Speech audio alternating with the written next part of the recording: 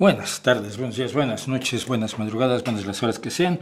Por 203ª vez estoy aquí con ustedes en la revista semanal del Rey va Desnudo, que transmitimos los jueves desde nuestros estudios. Nuestros estudios son un local pequeñito que tenemos aquí, pero bueno, estos son nuestros estudios en Gijón. Y desde aquí les deseamos que lo estén pasando muy bien y que se lleven bien con todo el mundo y que hagan cosas bonitas y agradables y no cosas desagradables, que para eso ya tenemos a personas que se especializan en eso. Muchísimas gracias por acompañarme. Pues esto es el Rey va Desnudo. Yo soy Mauricio José Schwartz, que luego se me olvida decirlo, y hay gente que no me conoce y hace bien. Yo creo que hacen bien. Y entonces pues existe la duda de quién será este señor que está allí echando unos rollazos tremebundos. Y bueno, pues queremos hablar de cosas que pasaron en la semana o que pasaron y que nos llamaron la atención en la semana, porque luego hay cosas que no pasan en la semana, pero que nos llaman la atención durante la semana y tratamos de comentarlas aquí para verlas desde otro punto de vista y para que usted trate de pensar un poco y pensar un poco distinto de cómo se piensa habitualmente, tanto de un lado como de otro, como del tercer lado y del cuarto lado, cambiar la forma de ver la realidad. Quería presumir mi nueva camiseta, ahorita tenemos que cambiarlas, hay algunas que ya, pues, pobrecitas. Y este es, por supuesto, de Albert Einstein, que dice, la única fuente del conocimiento es la experiencia. Y hoy, si da tiempo, vamos a ver cómo se hizo el descubrimiento de este nuevo medicamento antiobesidad, que ahora resulta que parece que tiene otras muchas aplicaciones por el tipo de molécula que es, pero no se hizo así como está un filósofo en su sillón pensando y dice, ay, mira, voy a hacer una nueva propuesta material idealista sobre la inmanencia permanente del ser en condiciones universales. Y entonces pues, lo escribe y ya cobra. No, los científicos trabajan bastante más duro para esto y vamos a ver hoy cómo se hizo en concreto esto del semaglútido que está revolucionando, o por lo menos tiene la capacidad de revolucionar muchas terapias y que por lo pronto es un medicamento para la diabetes y para la obesidad extraordinario. Bueno, pues eso es, queremos pedirles como siempre su apoyo a este canal en Patreon, que está arriba a la izquierda, y en PayPal, que está abajo a la derecha. En Patreon es una aportación mensual que hacen ustedes y agradezco muchísimo, y en PayPal pues una aportación por una sola vez directamente a mi cuenta de PayPal. Queremos muchas cosas que cuestan dinero, porque en este mundo pues muchas cosas que uno quiere cuestan dinero. Como dicen, el dinero no da la felicidad, pero te ayuda mucho a comprar cosas que te permiten alcanzar la felicidad, o parte de la felicidad, obviamente la felicidad de los hijos, la felicidad de la pareja, la felicidad del sexo, pues no se pagan con dinero, pero incluso para disfrutar el arte pues tiene uno que tomar el autobús hasta el museo, aunque sea, ¿no? Que el museo sea gratis, que hoy precisamente hablábamos en la comida de los ataques a los girasoles de Van Gogh que se han repetido, y porque estuvimos en Londres en la National Gallery precisamente viendo los girasoles de Van Gogh, y se anunciaban la nueva exposición de Van Gogh, y yo decía, ay, mira, vamos, ¿dónde es la exposición? Me dice, pues empieza dentro de un mes. No me hubiera dicho y venía yo un mes después a Londres. Bueno, pero hasta para eso tiene uno que tomar el autobús o desgastar suela del zapato para ir hasta el lugar donde está el arte, donde se puede ver la música. Así que pues necesitamos su apoyo y les agradecemos muchísimo a quienes nos lo ofrecen, que casi ya todas las semanas tenemos nuevos mecenas, va creciendo la aportación mensual y podemos pensar en algunas cosas, como lo que decía, el motor de la cortina de la persiana de acero de este local, una cámara nueva, a ver si me saca más guapo, porque la actual me saca tal como soy, que no es precisamente lo más guapo del mundo, y algunas otras cosas que queremos tener. Bueno, tenemos la semana pasada, el miércoles ayer, publicamos este video de si un científico es creyente. ¿Qué pasa si un científico es creyente? Porque pues me hicieron llegar un video de un señor que es matemático y cree en Dios y defiende la existencia de Dios, y entonces como es matemático, pues seguramente Dios existe. Que es un poco esta idea de que si hay 1 millón de científicos que dicen que esto no es cierto, o 1 millón de científicos que dicen que las vacunas son excelentes y salvan millones y millones de vidas. Hoy decía un médico que conozco yo, que haya estado con nosotros aquí, Vicente Baus, calculaba que se ha salvado durante los últimos 100 años 6 vidas por hora las vacunas. Pero si hay un médico que dice que las vacunas no sirven, entonces los imbéciles le hacen caso a él. Ay, es que hay un médico que dice, ya, pero hay 100,000 o 10,000 o millones que dicen lo contrario. ¿Por qué le haces caso a ese? Porque dice lo que quieres oír. Entonces, pues me pasaron estos 15 minutos de un matemático que decía que él demostraba la existencia de Dios. Bueno, lo oí, luego lo comenté y luego resultó que no era cierto, que no demuestra nada, ¿no? Pero él está muy convencido, que está muy bien, que esté muy convencido, pero que traten de soltarme. No, es que hay una prueba científica de que Dios existe. No, no la hay, no la hay. Y la fe no debería necesitarla, pero están tan inseguros en su fe que entonces siempre necesitan la prueba científica, o a un chistoso, a un simpático, a un listo, a un vivaracho, a un cobrante, o cobrón, como le decíamos en mi pueblo, que diga que no, tienen razón, porque la ciencia dice que... Entonces, bueno. Pero además esta semana, antes de eso, hicimos esto que molestó a muchísima gente y no saben lo contento que estoy. Me cayeron bots de Cuevas, pero vamos... Cuevas es el responsable de prensa del Observador y hace unos años era periodista, ahora es simplemente un arrastrado más. Y me cayeron bots, ya saben ustedes, yo estoy enojado con el Observador porque me dejaron de dar dinero cuando soy de los periodistas que nunca recibieron un céntimo de ningún gobierno, desde el PRI, bueno, el PAN no me tocaron porque ya estaba yo fuera de México, pero el PRI me ofreció dinero, no me ofreció. Un día llegó un mensajero y teníamos máquinas de escribir, estoy hablando de la prehistoria, estoy hablando de los años 80, principios de los 90. Y estaba yo en revista de revistas y tenía yo mi máquina de escribir Olimpia grandota, donde hacíamos nuestras notas. Y entonces llega un mensajero de estos que vienen con casco y traje, no medio militar, pero sí de oficial de una dependencia de gobierno, saca un sobre, me lo pone en el rodillo de la máquina de escribir y se va. Y yo, espera, ven aquí, ¿qué es esto? No, pues con los saludos del licenciado Fulanes. Siéntate. Veo dinero, en efectivo. Yo, espérate un segundito. Marcábamos así, no así. Eran todavía teléfonos de los de disco. Entonces giré el disco las 6 veces necesarias para llamarle al licenciado fulano. Digo, oye, licenciado, tengo aquí un mensajero tuyo que creo que está cometiendo un error. No, Mauricio, es una cosa de amigos. Dije, no, mira, una cosa de amigos es que pues, me mandes un perfume para mi mujer o una botella de vino para mis amigos, pues yo no bebo. En aquel entonces todavía de vez en cuando bebía. Que me invites a un concierto, eso es de amigos. El dinero es sucio, mano, y se presta a muchos malentendidos. Sí, ya, pero vas a tenerlo allí todas las semanas. Era el doble de mi sueldo en Excelsior. El doble. O sea, lo que me paga Excelsior en una semana, me lo pagaba 2 veces esta dependencia del gobierno del Distrito Federal, de lo que era el Distrito Federal, hoy Ciudad de México. Ahí lo vas a tener al mensajero todos los viernes a dejarte el dinero. Dije, no, pues mira, no, yo no juego así, ¿no? Le estoy devolviendo el sobre al señor, que vea que no le falta dinero, si quieres hablar con él. Y no hay necesidad, hermano, mira, despreocúpate, pero yo simplemente no considero que esto sea correcto. Esto fue un viernes.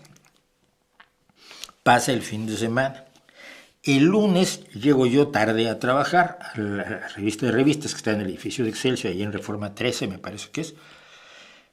Yo oigo un grito desde la oficina de mi director, ¡Schwarz! Uy, ya pensamos mal la semana. ¿Qué hiciste, hijo de tu tal? ¿Qué hice de qué? A ver, espérate, ¿qué fue esta vez? Sí, me metí en muchos líos. Me están llamando de todas las dependencias de gobierno y del PRI que si nos vamos a volver una puta revista de oposición. ¿Y yo qué culpa tengo que te llamen? Pues tienen tu teléfono, es su problema, tú eres el que es amigote de todos estos pillos. es que le hiciste un desprecio al licenciado fulano si no le recibiste algo. Digo, no, y Enrique no era algo, era un sobre lleno de dinero, que yo para eso trabajo aquí en las mañanas y en las tardes tengo otro trabajo. Me las he arreglado para no vivir del periodismo, porque si no tendría que agarrar el dinero del licenciado Fulanes, ¿no? Y entonces me dice, no, pero es que así no son las reglas del juego. Pues eran las tuyas, no, las mías son estas. Si quisiera yo vivir del periodismo, trabajaría aquí de tiempo completo y tú sabes que solo estoy en las mañanas y en las tardes voy a hacer otras cosas de comunicación. Pues es que eres un cagado. Se enojó muchísimo, pero al final pasó el asunto. Porque todo el mundo recibía dinero, efectivamente. Ahora solo lo reciben el Fisgón y Epigmenio Ibarra y el Monero Hernández y Rapé y La Jornada en pleno. Pues mira, pero siguen siendo la misma basura. Siguen siendo los que reciben dinero. Pero en fin, la gente me acusó de que como ya no te dan tu chayotote. Lo del chayote, además, muy curioso, nadie sabe por qué se llama chayote. Y se los podría contar. Sí, tengo 3 minutos. Se llama chayote al dinero que se les da a los periodistas. Se cuenta, yo no sé, yo conozco la leyenda y se les cuento como leyenda. Porque en Excelsior, precisamente en la sección de sociales que todavía existía cuando yo estuve en el periódico en los años 90, se cubrían eventos de sociedad, los 15 años de Carmencita López Pardo. Y ahí estaban todos. Y salía la foto y estaba el reportero y le preguntaba a Carmencita y le preguntaba a los papás y sacaba la nota. Era horroroso. La sección de sociales. Y en el pasado, en los años 60 o 70, había una responsable de la sección, la responsable de la sección de sociales se llamaba Rosario. Y en México a los Rosarios les decimos chayitos. Y entonces, para que saliera en primera plana, para que saliera en buen lugar o para que saliera la foto y no solo la nota, se casaron Pepe y Pancha. No, matrimonio fastuoso entre don José Frugisprakis y doña Francisca, la que trajiste. Y una nota a 4 columnas, para que les dieran más espacio en la zona de en la sección de sociales. La costumbre era que le dieran un sobre con dinero al reportero que iba a cubrir el evento social. Es asqueroso todo. Y entonces, ella se llamaba Rosario, le decían Chayito, y entonces él iba con el responsable, el que había invitado, el que había avisado al periódico que había esta actividad social importantísima, la inauguración de una galería, de una exposición de una señora que pintaba horroroso, pero era de la alta sociedad. Y entonces decía, vengo por lo de Chayito. Y cuando el dinero era poco, decía, es que es poquito. Entonces a lo de Chayito le empezaron a llamar el chayote. Y el chayote se le daba al de sociales. Y luego esto pues, fue subiendo por Excelsior hasta que todo el mundo recibía chayote. O casi todo el mundo, y estoy seguro que hay gente que no. Y uno de ellos era yo. Pero bueno, se enojaron mucho, pero le despedí. Andrés Manuel, ese hombre que nos traiciona a todos. Finalmente, la semana antepasada, quedé en pasarles en pasar cosas que sabemos de la nevera, el refrigerador o frigorífico. ¿Cómo es posible, si existe la segunda ley de la termodinámica, que el calor solo pasa de un lugar caliente a uno más frío? ¿Cómo es posible que tengamos refrigeradores? ¿No viola eso, no infringe la segunda ley de la termodinámica? ¿Cómo se hace? Y hay una forma, evidentemente, de hacerlo, y no es magia, no es religión, no es filosofía, sino es ciencia, y hoy la vamos a ver. ¿Y qué más? Vamos un poquito al chat. ¿Qué tanto crees que afecta a la campaña el que Kamala haya dicho en una entrevista que es portadora de un arma? No dijo que fue portadora de un arma. ¿Por qué mienten? O no se enteran, o no se dan cuenta. Lo que dijo es que es propietaria de un arma. Yo creo que es bueno. Yo creo que es bueno porque una de las historias que siempre cuenta la ultraderecha en Estados Unidos es que los demócratas te quieren quitar tus armas. Lo que los demócratas quieren muy tibiamente es que la gente que va a comprar un arma se registre, ¿no? Esta arma Magnum 357 con balas de bota de mercurio, pues letal eso. Se la compró John Smith, con tal dirección y con tales características y número de la seguridad social. Y los estadounidenses creen que no, que eso es terrible, que no tienen por qué registrarse, que ellos pueden tener un arsenal en su casa porque se los garantiza la segunda enmienda, que no se los garantiza, pero ponte a discutir con ellos. Eso es lo que tibiamente ha querido hacer el Partido Demócrata. controlar un poco porque hay más armas que personas en los Estados Unidos, en las calles, en las casas. Dicho eso, si yo estuviera en los Estados Unidos, si yo viviera en los Estados Unidos, yo estaría armado, yo tendría armas en casa. Porque es el tipo de gente que se te puede meter a la casa en Estados Unidos y no pienso recibirla yo con mariachi. Te puedo decir que tendría una escopeta calibre 12 de 2 cañones. Porque no tienes que apuntar, ¿no? Más o menos con que tires hacia el bulto, ya. Cuando viví en México tenía un arma en casa.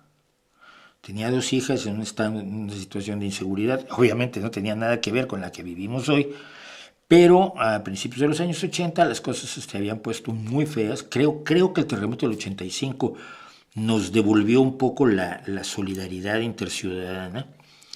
Y entonces yo sí estaba armado, lo reconozco, lo admito y siempre lo he dicho.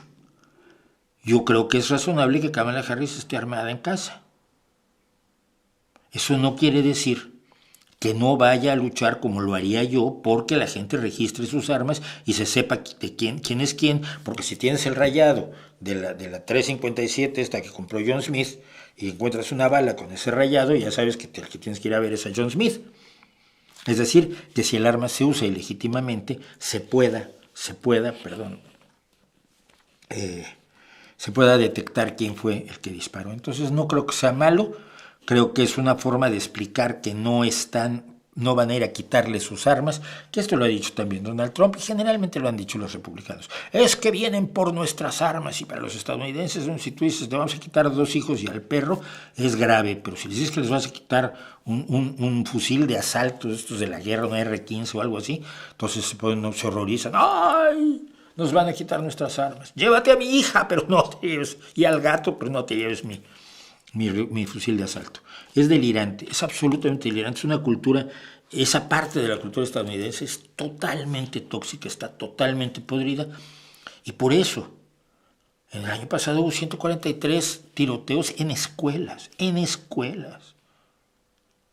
Yo lo hablo con mi hijo. Una de las razones por las que no vivir en Estados Unidos es porque yo no puedo mandarte a la escuela y sin saber si ese día, a la mitad de la mañana escolar, entra alguien o 2 personas con armas de alto poder y empiezan a matar a niños y profesores, ¿no? Y luego, yo no dudo de la vocación democrática del PSOE, bueno, David. Sin embargo, en tu opinión, ¿por qué crees que ha sido reticente en reconocer a Edmundo González? Porque la Unión Europea no lo ha reconocido y España está siguiendo las indicaciones de la Unión Europea en este caso. Punto. La Unión Europea no lo ha reconocido como presidente. Ahora te voy a contar qué pasó. Cuando la Unión Europea reconoció a Guaidó y España reconoció a Guaidó, se cortó y se suspendió una gran posibilidad de intervenir de otras maneras y de presionar de otras maneras a la dictadura de Maduro. Entonces Maduro se lavó las manos y dijo, tienen a su presidente ilegítimo, asunto de ustedes, y yo ya no les hago caso. La Unión Europea considera, yo no sé si es cierto, pero no es una locura, está analizado por las personas que analizan esto en la Unión Europea, que el reconocimiento de Juan Guaidó fue un error, y que por lo tanto no hay que repetir el error, sino hay que darle espacio a Edmundo González, pero sin establecer un pretexto de enfrentamiento diplomático con quien está en el gobierno en Venezuela hoy, por ilegítimo que sea. ¿Se entiende? Pues por eso es. Buenas tardes, Antonio. Buenas tardes, Antonella. ¿Podría explicar la diferencia que existe entre un sistema presidencialista y un sistema parlamentario? Sí, es muy fácil. En un sistema parlamentario, tú eliges a miembros del Parlamento, no a tus representantes personales, no a los representantes de tu distrito, sino a los miembros del Parlamento por tu región o por tu demarcación, por tu circunscripción electoral, que es mucho más amplia. Pero no eliges a uno, eliges a todos los que vienen en la lista, a las listas que dan los distintos partidos. Entonces, si mucha gente vota por el PSOE en esta circunscripción electoral de Asturias, por la cantidad de votos que obtenga el PSOE, obtiene cuántos representantes, cuántos parlamentarios de esa lista. Y hay veces que sabes, mira, en Asturias se suele tener tales y cuales resultados electorales. Por lo tanto, los que van, los primeros de la lista hasta el número tal, 6, 8, 10, 14, seguro van a ser parlamentarios, diputados, el Congreso de los Diputados. Y los que vienen detrás pues están de relleno porque tienen muy pocas probabilidades, porque sabemos cómo se comporta el electorado.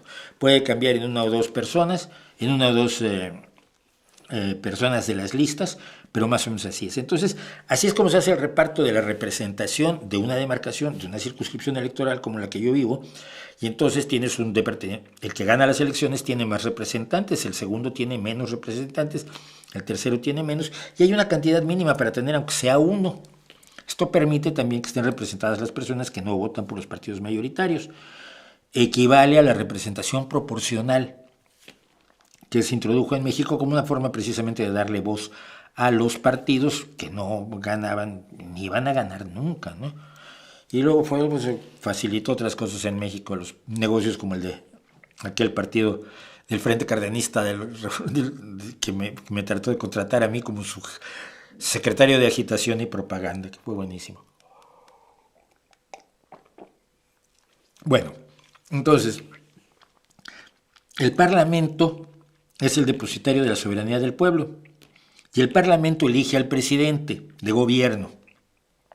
Generalmente, el que tiene más votos es el primero que elige al presidente de gobierno, propone al presidente de gobierno, pero necesita tener la mitad más uno de los votos del Parlamento para poder tomar posesión, para ser investido. Y entonces puedes ganar las elecciones y puedes no tener al presidente, porque otros partidos pueden hacer coaliciones para tener suficiente número de diputados, independientemente de que ninguno de ellos tenga más votos que tú. Pero si ellos, sumando sus votos, tienen más diputados que tú, pues entonces ellos nombran al presidente. Entonces el Ejecutivo no es independiente. Es decir, no hay tres poderes en realidad, porque el Legislativo es el que nombra al Ejecutivo. Entonces tiene solamente el Poder Judicial y el Poder Legislativo. El presidencialismo, sí, me imagino que lo sabes, es que tú eliges a un representante por tu distrito. El diputado por tu distrito va a ser de un partido o de otro. Y luego eliges una lista de circunscripción proporcional, de representación proporcional, pues para arrojarle migajas a los pequeños, ¿no? Entonces tú votas por un representante. Teóricamente tú puedes ir con ese diputado y decirle, tú tienes que votar así en esta legislación, o reclamarle cuando no hace caso, o pedirle que venga a resolver los problemas de tu distrito. Eso no es lo que pasa en los parlamentarios. Y en el sistema presidencialista, el legislativo y el ejecutivo se eligen independientemente. Es decir, y mucha gente lo hace, yo lo recuerdo incluso en México, votar por un partido al candidato de un partido para presidente y votar, a un candidato a diputado o a senador de otro partido, tratando de crear una especie de equilibrios y contrapesos dentro del sistema democrático. Y es por eso que la mayoría calificada de Morena lo que le da es la posibilidad de hacer lo que se le dé la gana, porque no hay contrapesos a su poder omnímodo en este momento, porque controla totalmente las mayorías en el Senado, en la Cámara de Diputados y por supuesto la presidencia ahora con Claudia Sheinbaum. Ese es el resumen. Sobre el otro lo dejamos para luego. ¿Crece la ultraderecha y ultraizquierda en Europa? ¿La ultraizquierda crece? No creo. Son cada vez más residuales. Bueno, supongamos a efectos del diálogo con Eduardo que sí. Crece la ultraderecha y ultraizquierda. ¿Debe reforzarse el cordón sanitario y el pacto republicano?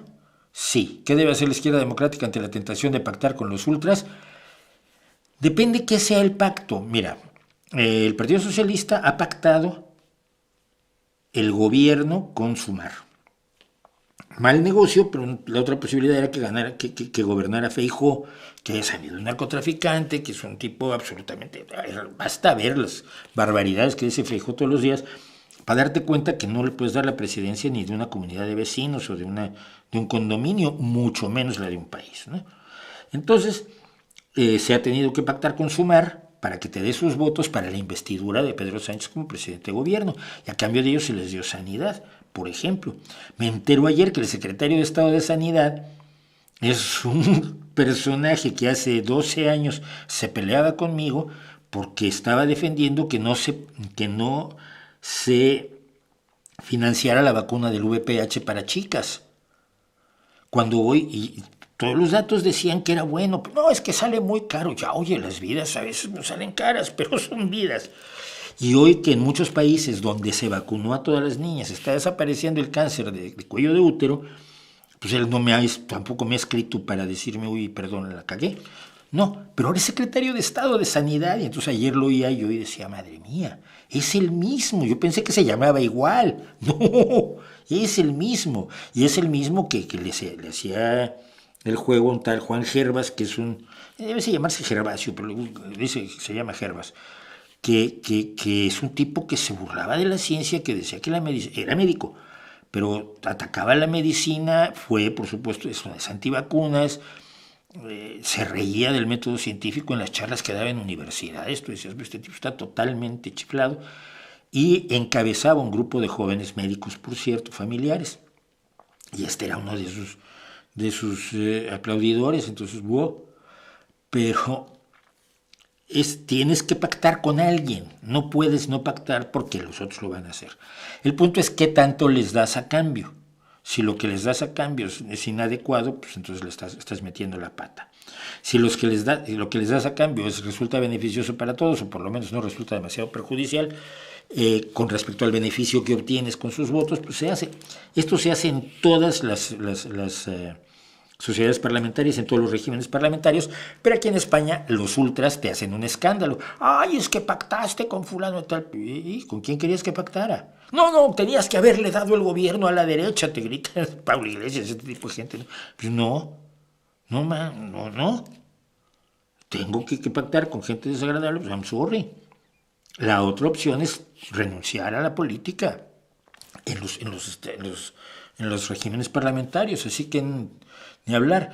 Pero lo que debe hacer la izquierda democrática es, sobre todo, luchar. A ver, la ultraizquierda yo no la veo con posibilidades de nada más que de ser así un comparsa, y en todo caso un problema, como fue para España, para el PSOE, el problema de tener igualdad en manos de Irene Montero, ¿no? Pero que vas a tener un problema siempre.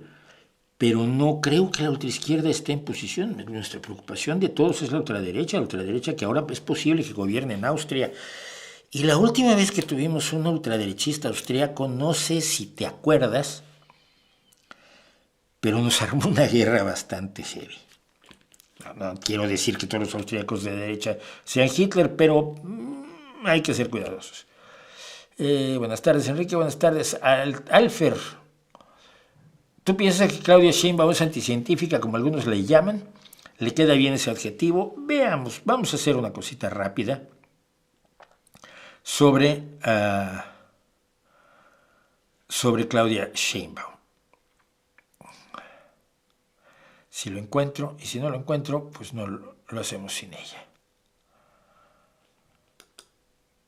Sí, Claudia Sheinbaum toma posesión. Bueno, Claudia, yo oí un instante de la toma de posesión, porque estaba yo trabajando.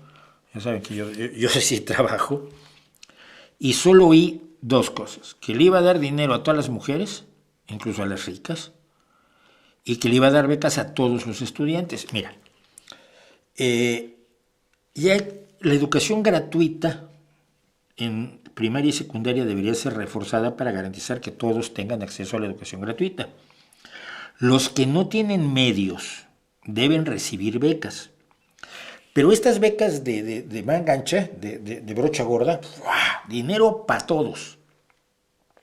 Oiga, pero es que mire, yo tengo 3 empresas, tengo un montón de dinero, puedo pagarles a mis hijos lo que se me dé la gana. No, de todos modos vamos a dar una beca a sus hijos. Pues vale, no te voy a decir que no. Pero no es el objetivo de un régimen social, de un gobierno con preocupaciones sociales, el estarle dando dinero a los que ya lo tienen. No, tu objetivo es ponerles los impuestos necesarios para poder ayudar a los que están más desprotegidos. Porque cuando igualas a todos, lo que haces es agudizar las desigualdades. Aquí no hay nada. Alguien me comentaba, un señor rico que luego pagaba en Cancún las las copas con la tarjeta Bienestar, ¿no? Que decía, hasta vergüenza me da, pues no mucha, porque lo haces, desgraciado. Pero es que como tenía más de 60 años, tenía su tarjeta Bienestar. Aunque era chuchimillonario. Eso no es un programa social. Eso es clientelismo y es, por supuesto, demagogia. Entonces, cuando oí a Sheinbaum decir eso, dije, uy, pues vamos por el mismo camino por el que íbamos con López Obrador. Luego pasó otra cosita, que fue esta. La Limpia. Dos lideresas espirituales o dos magas, brujas, le hicieron una limpia. ¿Qué es una limpia? Preguntarán los que no son mexicanos. Pues una limpia es una ceremonia ritual que se lleva a cabo con ramas de, me acuerdo que eran de ruda o de pirú, donde se le pasan las ramas a la gente, y se le pasa un huevo y se hacen encantamientos y se le dan amuletos para limpiar las malas influencias, los malos espíritus y los malos deseos de los brujos malos que quieren hacerle daño. Y eso es una limpia. Y es lo que le están haciendo aquí a la recién investida o recién no electa, sino recientemente proclamada presidenta Claudia Sheinbaum Pardo, las dos mujeres que están allí haciendo la ceremonia, mientras allí con una cámara de vídeo y una barbita blanca muy coqueta está una de los más miserables sujetos del sexenio de López Obrador, el señor, se me olvidó su nombre, qué bueno, Epigmenio Ibarra, que le prestaron 150 millones, se los perdonaron, que no pagaba impuestos y se los perdonaron, y luego pidió más dinero prestado y López Obrador dijo que le den lo que quiera, y entonces fue el que más monetizó la desaparición de los estudiantes normalistas de Ayotzinapa hace ya muchos años, y él todo el tiempo traía a los normalistas de Ayotzinapa en la boca hasta que los padres de los normalistas dijeron, oye López Obrador, tú nos prometiste, dicen ellos que encontrar a sus hijos no los pueden encontrar, han sido asesinados, pero simbólicamente se dice, vivos se los llevaron, vivos los queremos. Y entonces pues hubo una bronca entre las familiares de los 43 normalistas desaparecidos de Ayotzinapa y López Obrador, y entonces se le olvidaron los de Ayotzinapa, esta especie de despojo humano que está ahí en medio. Pero bueno, eso, y el hecho de que Claudia Sheinbaum volviera a salir con lo del maíz transgénico, como se prohibirá el maíz transgénico blanco, ya está prohibido hace mucho, reina, y es un error, y le hace daño a los agricultores mexicanos. ¿Por qué? Porque el maíz transgénico tiene un 25% más de rendimiento y necesita menos pesticidas. Porque tiene su propio pesticida. El maíz BT tiene un gen de una bacteria que se llama precisamente BT, no me acuerdo, Bacillus thuringiensis, y entonces crea su propio pesticida y entonces así no le atacan las plagas, y por eso el rendimiento aumenta en un 25%, porque las plagas no se comen el maíz en el campo, entonces pues, tienes más mazorcas para vender, y eso sería buenísimo para los agricultores mexicanos, pero no. Álvarez Bulla se lo metió esto en la cabeza a López Obrador y esta lo repite tal cual. Me parece gravísimo.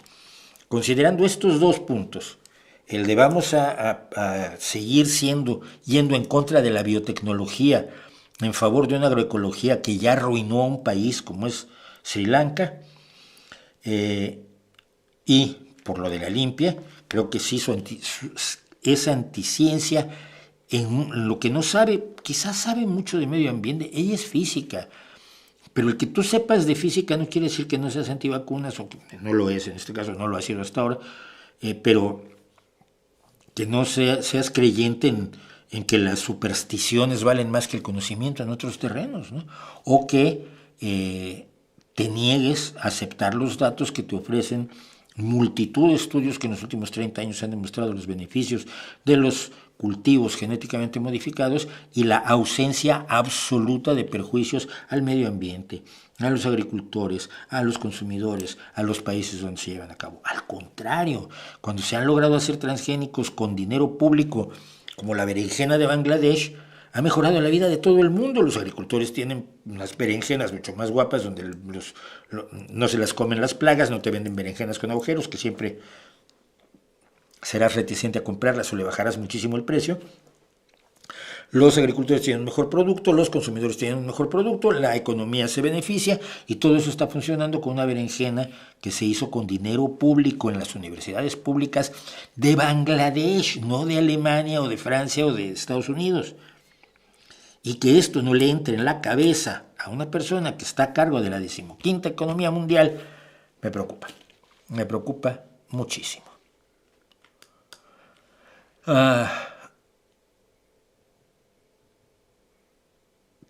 La paradoja de Teseo, no sé cuál es, no me acuerdo cuál es. Los socioliberales se pueden considerar de centro, o en qué lado del espectro político se podrían ubicar. Es que, a ver, los lados del espectro político son relativos. Hay socioliberales que son considerados de izquierda. Tú pregúntale a Donald Trump, y los tipos más tibios, como Biden o Obama, son peligrosísimos, ultraizquierdistas, marxista-comunistas, trotskomaoístas, lo peor de la izquierda. Algunos socioliberales tienden más hacia la izquierda, creo, y otros sería una especie de centro, una especie de izquierda muy moderada, mucho más moderada que la nuestra. Pero sí estarían vagamente en el centro, ¿no? Como la democracia cristiana se ubica en el centro. Por eso estamos viendo que de pronto Ursula von der Leyen, que por segunda vez es presidente de la Comisión Europea, está adoptando políticas que los socialdemócratas decimos que son las que hay que adoptar. Si lo está haciendo, qué bien. Esto es de siempre. Las personas que hablan contra los transgénicos se van a espantar si se enteran de que la insulina viene de esa tecnología. Si la insulina humana, que sustituyó a la de cerdo que se usaba antes y que pues no era exactamente la misma molécula, por mucho que fuera insulina, es diferente la insulina de cerdo que la insulina humana, y eso traía problemas a las personas diabéticas y demás.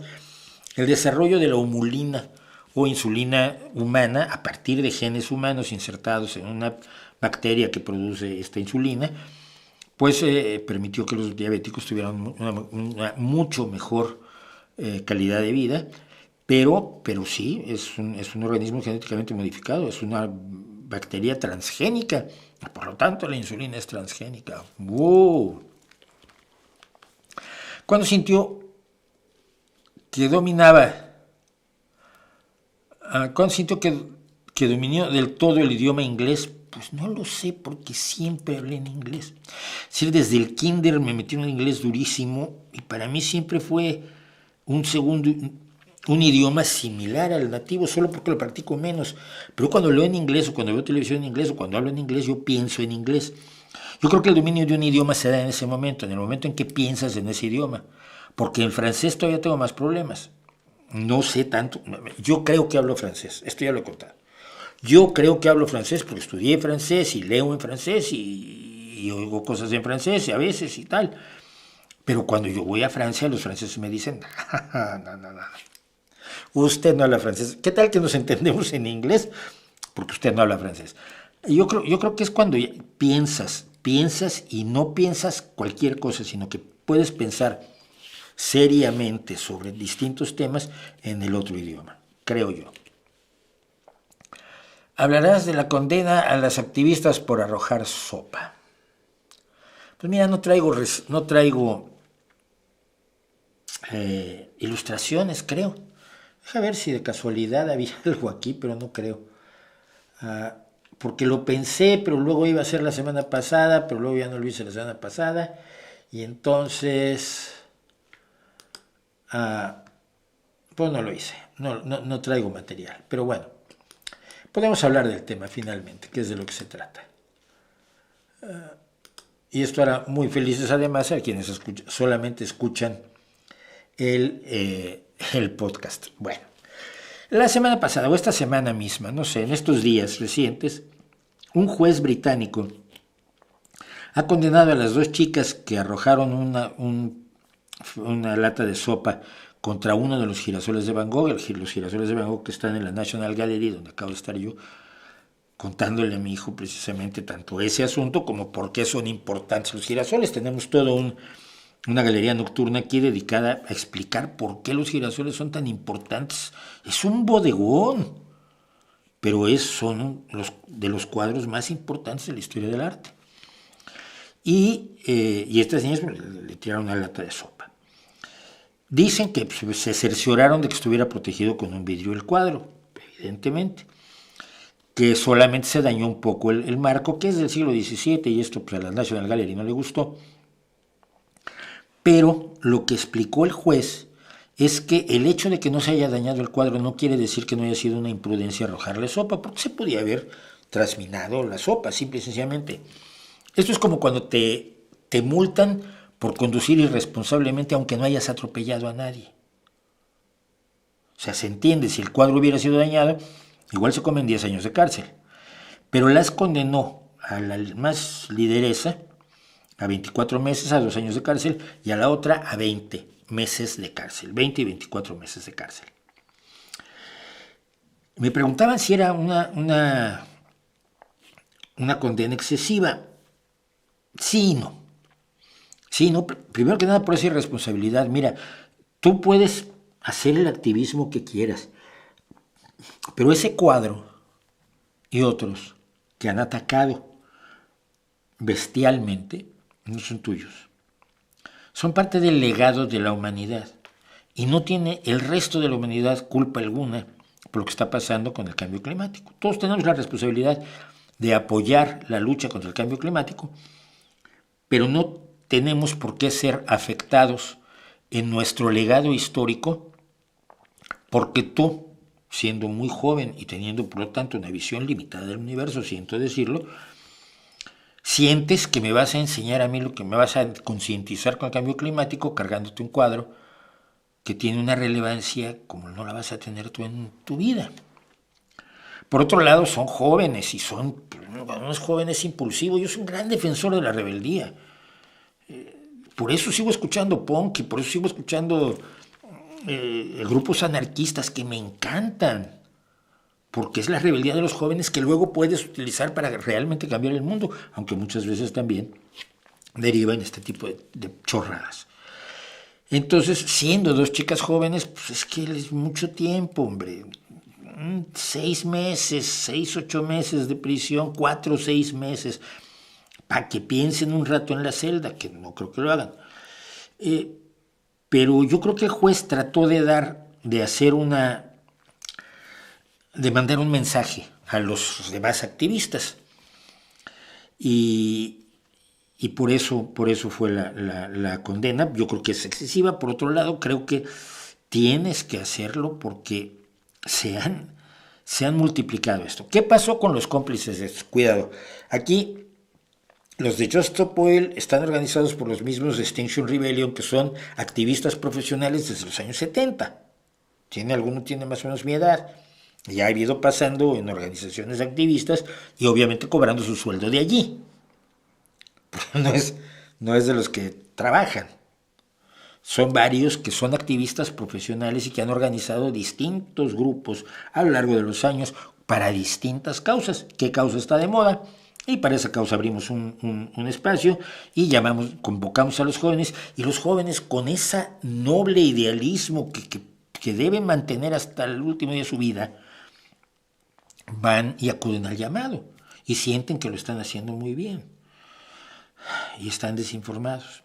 Entonces, los que las mandaron no están en la cárcel y esto es grave, pero mandaron a otros 4 a que atacaran 2 cuadros de Van Gogh. Comentaba yo que cuando estuve ahora en la National Gallery vi lo de una exposición de Van Gogh y fui con la recepcionista ahí a la National Gallery. Oiga, ¿dónde está la exposición de Van Gogh? Empieza dentro de un mes. No me haga eso, por favor, si soy absoluto adorador del arte de Vincent Van Gogh. Entonces, ahora ya está la exposición y entonces atacaron el mismo cuadro que atacaron las 2 niñas que ahora se van a meter 20 y 24 meses de cárcel, y otro que estaba junto. Como hemos comentado, hay creo que se desapareció uno de los cuadros. Había originalmente 7 girasoles de Van Gogh. O sea, son idiotas. ¿Crees que se va a hablar más del cambio climático? No. Se va a hablar de lo que hiciste otra vez. Porque la vez pasada se habló mucho menos del cambio climático que de la barbaridad de estas niñas, de niñas les llamo, a ver, gente de veintitantos, pero bueno, se me permite, porque peino canas. De estas chicas se habló de su barbaridad, se habló de la organización, se habló de los ataques a cuadros, se habló de la importancia del cuadro, se habló de todo menos del cambio climático. Pues no se dan cuenta que no aumentaron la conciencia sobre el cambio climático y aumentaron en tanto la conciencia de que hay organizaciones activistas que son bobas, y entonces lo repiten.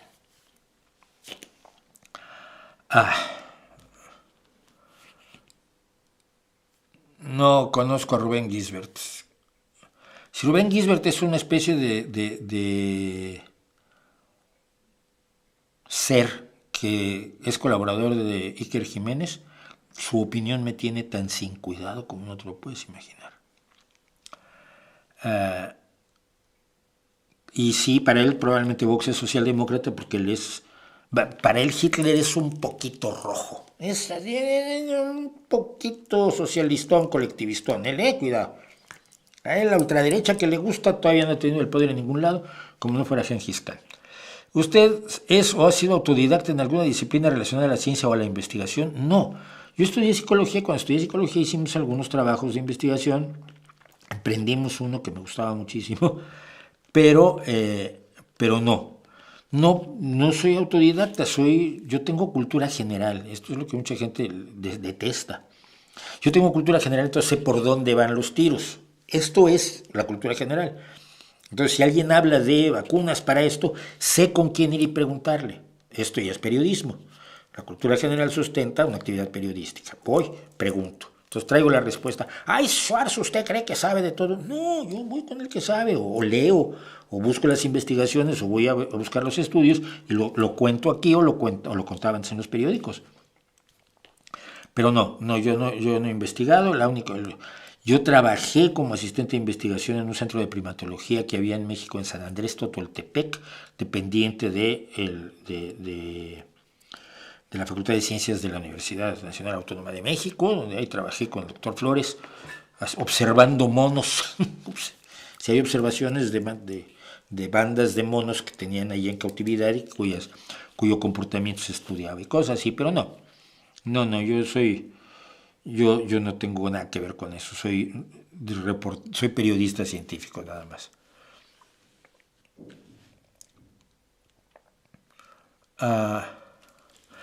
Buenas noches, Mauricio. ¿A qué se debe? Y vamos a parar aquí ya con el chat.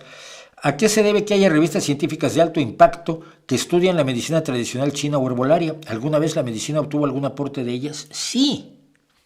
Y ese es el problema, que sí se obtiene, pero cuesta un trabajo brutal. Mira, si tú buscas un video mío que se llama La patraña vegetal, en él cuento la historia de la doctora Tu Youyou. La doctora Tu Youyou es una investigadora china ganadora del premio Nobel por haber descubierto que la artemisinina combatía la malaria. Luego resultó que sola la artemisinina no sirve para nada, proviene de la planta Artemisia annua, pero la artemisinina sola no sirve, sino que tiene que ser coadyuvada con otro medicamento, que es la mejor solución contra la malaria que hay en este momento. ¿Okay?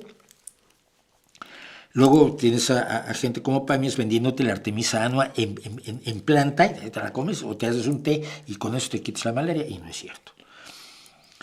Pero para llegar a eso, y porque era orden del gobierno chino encontrar un medicamento basado en la herbolaria china, la doctora Tu Youyou desechó miles, no cientos, no docenas, no decenas, no un puñadito, miles de hierbas que no servían para nada. ¿Qué pasa? Piénsalo un poco. Cada comunidad aislada genera su propia herbolaria. ¿De dónde sale su herbolaria? Su herbolaria sale de las plantas que tiene a su alrededor. Si tú estás en las montañas en algunas montañas de China, pues no vas a poder echar mano de las hierbas que hay en Perú o en Nigeria.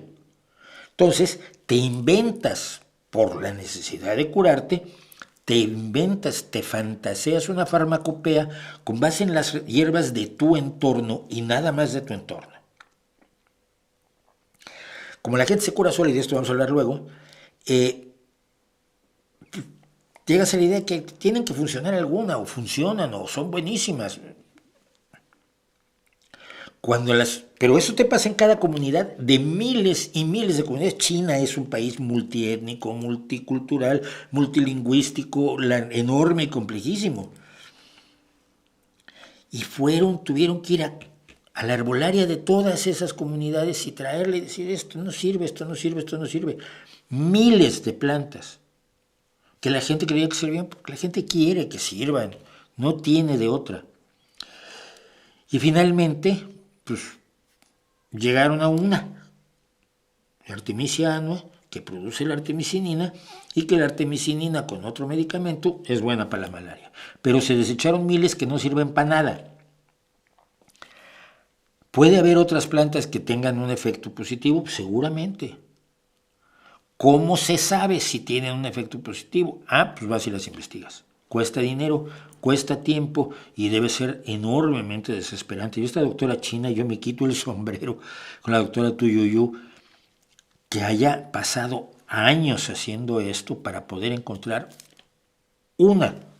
La otra que te cuentan siempre es la del ácido salicílico del sauce, que tampoco sirve, porque destroza el estómago. Entonces, para que realmente tenga los efectos antiinflamatorios y analgésicos de la aspirina, tienes que procesar el ácido salicílico químicamente para acetilarlo, para añadirle una raíz de acetilo, convertirlo en ácido acetil salicílico, que es menos agresivo al estómago. Son dos plantas, pero con esas dos te dan una lata impresionante.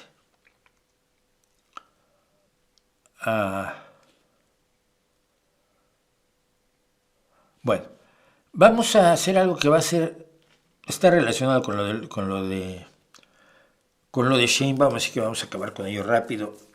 Y es esto. Quiero aclarar, primero que nada, en modo alguno,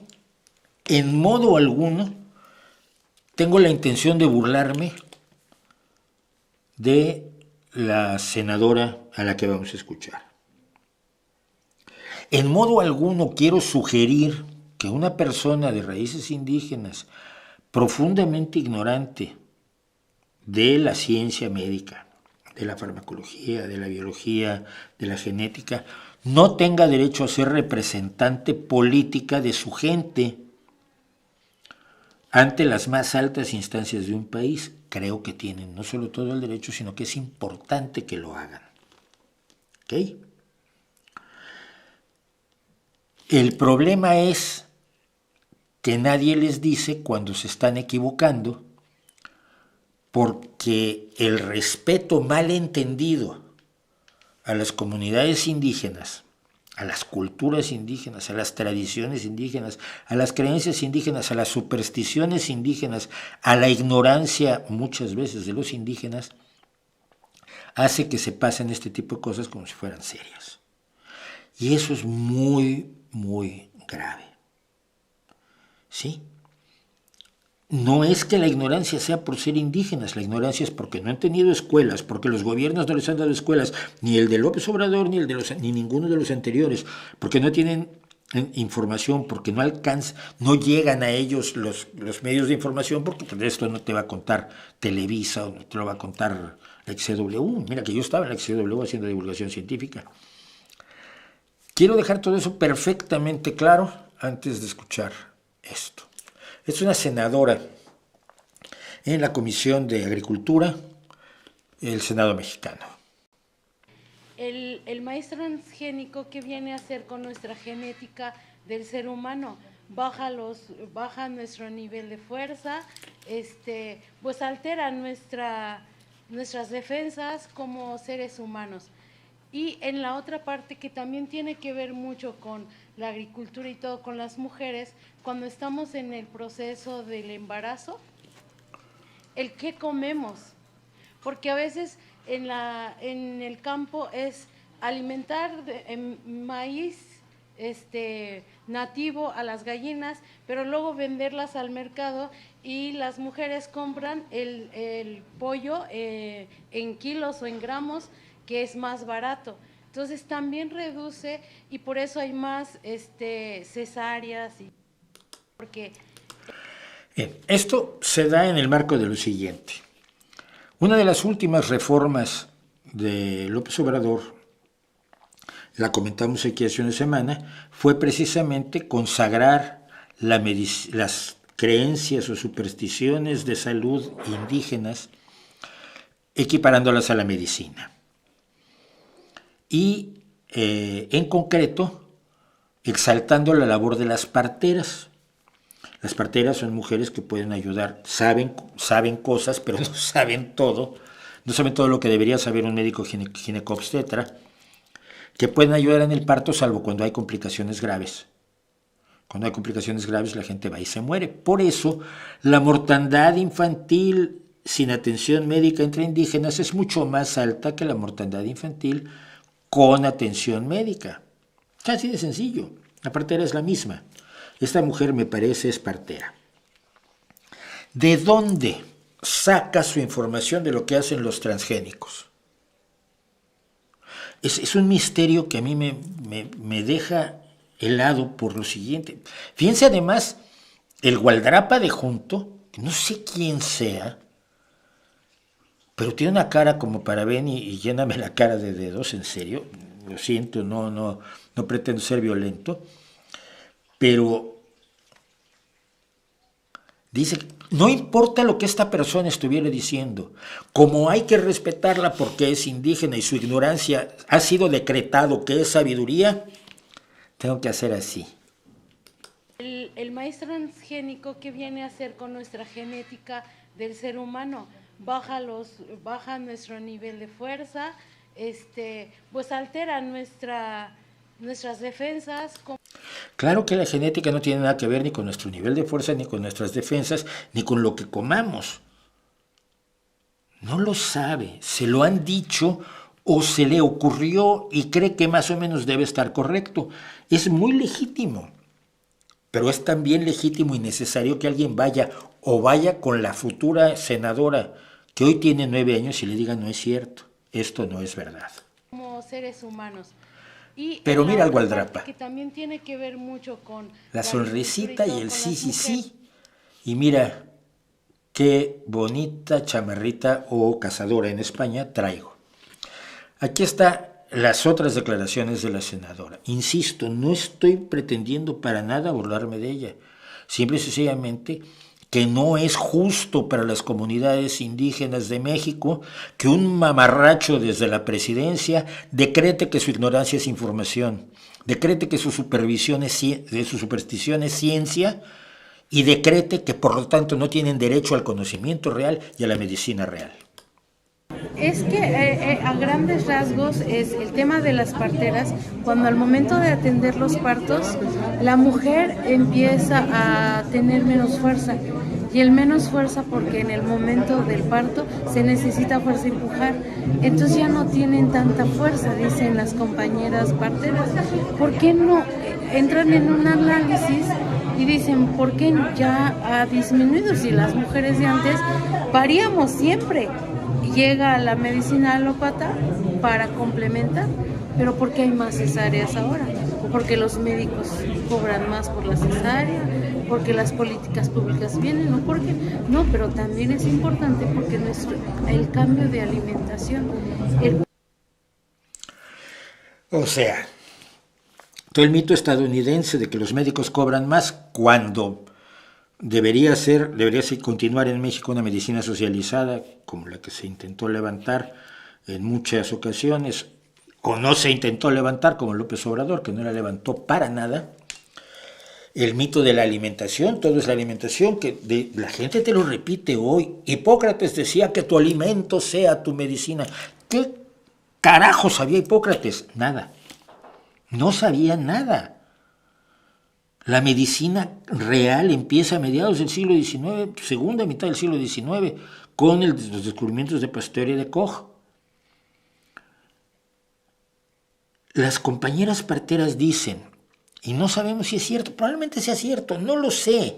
Habría que estudiar si es cierto. Pero ¿por qué hay más cesáreas? Quizás porque así nacen más niños. Y porque antes no había esas cesáreas y los niños meramente se morían. Y tenemos los datos de mortandad materno-infantil en México y en todo el mundo que demuestran que cuando no hay intervención médica, cuando no hay higiene, cuando no hay medicina preventiva durante el parto, durante el embarazo, perdón, hay muchos más niños que nacen muertos y madres que mueren durante el parto. Y eso probablemente no se lo han anotado a esta compañera, a esta persona que, insisto, merece todo el respeto del mundo, pero su ignorancia no merece ningún respeto, exige, clama a gritos ser apagada como un incendio con el agua del conocimiento, del saber certero que le permitirá quizás hacer mejor su trabajo o quizás que mañana su hija, en vez de ser partera, sea médico ginecobstetra, ¿no? Me parece terrible. Pues esto era algo que quería yo. Es cierto que solo la iniciativa privada es la única que genera riqueza, a cambio y el Estado no, claro, pero es que el Estado no está para generar riqueza. El Estado no tiene el objeto de... Bueno, en tiempos de los monarcas, sí, claro. Pero un Estado democrático no tiene por objeto generar riqueza, sino generar igualdad. El bienestar de la sociedad en su conjunto. Y para que tengas el bienestar de la sociedad en su conjunto, lo que necesitas es, por ejemplo, intervenir donde la iniciativa privada no interviene o donde el negocio de la iniciativa privada resulta socialmente perjudicial. Ejemplo, el transporte público. El transporte público se puede convertir, no forzosamente, pero en algunas sociedades pasa, se convierte en un espacio de abuso laboral incluso, de engaño, de mal servicio a la ciudadanía a precios elevadísimos, porque los dueños del transporte público pretenden obtener ganancias fabulosas y por lo tanto pues no renuevan la flotilla y andas en México anduve en autobuses que decías tú, pero es que esto se va a caer a pedazos, agujeros en el suelo, oxidados, demás. Esto lo veía uno y había autobuses de distintos precios, Había los de 50, los de 40, los de 50, 30 y 20. Porque claro, la gente más pobre pues viajaba en peores autobuses en México. O los peceros, que se hacía simple y sencillamente, tú me alquilas el vehículo y lo que ganes es tuyo. Pero a mí me tienes que pagar tanto dinero que tienes que correr de una terminal a otra a una velocidad increíble, poniendo en riesgo a la gente, llenando más allá de lo razonable el vehículo para poder ganar dinero, porque lo que tú estás pagando por el alquiler del vehículo es elevadísimo. En un caso así, es razonable que el Estado intervenga y diga, no, mira, me voy a hacer cargo yo del transporte público. Voy a pagarle bien a los trabajadores, voy a darles derechos como trabajadores, no como subcontratistas que me alquilan el vehículo y no tienen ni seguridad social, ni pensión, ni nada por el estilo. Voy a ser justo con los trabajadores, voy a dar un mejor servicio, voy a invertir en la flotilla, voy a tener suficientes vehículos como para que no sea necesario llenarlos como latas de sardinas. Y en casos críticos, pues puedo reducir el precio, como por ejemplo en la pandemia. Yo, como mayor de edad, creo que estaba pagando 75 céntimos por el autobús aquí en Gijón, yo estoy pagando 35, se acaba en estos días ya el apoyo. Pero el billete normal, el boleto de autobús común y corriente es 1.50, me parece ahora. Entonces, tú tienes todo eso que puedes hacer, pero lo que no estás haciendo es generar riqueza. Al contrario, muy probablemente en ciertos momentos, como es el caso ahora de las ayudas que se dieron para las personas, para que usaran más el transporte público a raíz de la pandemia, o el hecho de que los menores de 18 años no pagan el autobús, porque es absurdo tener escuela pública para que luego el niño te esté pagando 3 euros diarios, 90 euros, que es el 10% de un salario mínimo, en autobús, para ir en autobús a la escuela y de regreso, pues los jóvenes no pagan. Y eso se financia con dinero del Estado. No está generando riqueza, está distribuyendo riqueza.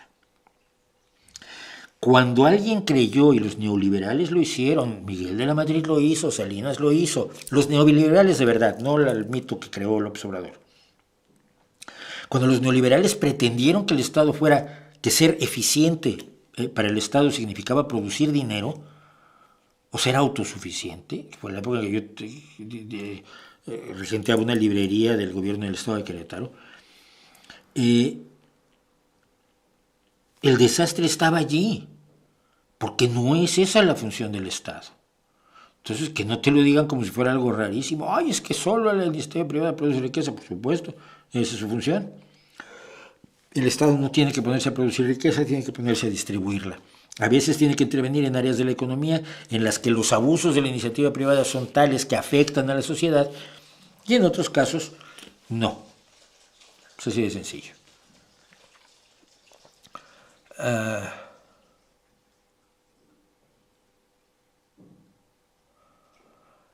Estoy leyendo el libro ¿Por qué fracasan los países? Bueno, qué bien, no sé. La tesis central de los autores es que las instituciones de los países son lo que hace la diferencia. ¿Estarías de acuerdo? Depende a qué le llame instituciones. Mira, lo que hace la diferencia es que tengas un Estado democrático con rendición de cuentas y transparencia. Si tienes eso, los de arriba se ven obligados a actuar más correctamente que si no lo tienes. Eso sí es sencillo. Es decir, porque generas una política a la cual acude gente honrada. Si generas un Estado donde sea más fácil robar, lo que vas a traer son ladrones. Pues así de sencillo. Así que no lo sé, no sé la tesis de estos. Tenemos, no sé si oyen el agua, lo siento. Qué padre su camiseta, muchas gracias, Mónica. Está bien bonita, sí. La encontré el otro día.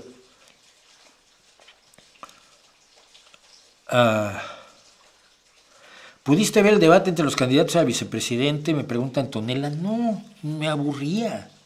Fue enormemente aburrido. Vi los trozos que vi 2 o 3 glosas tanto de televisión nocturna, que es mucho más ligera, como de periodismo serio, y no.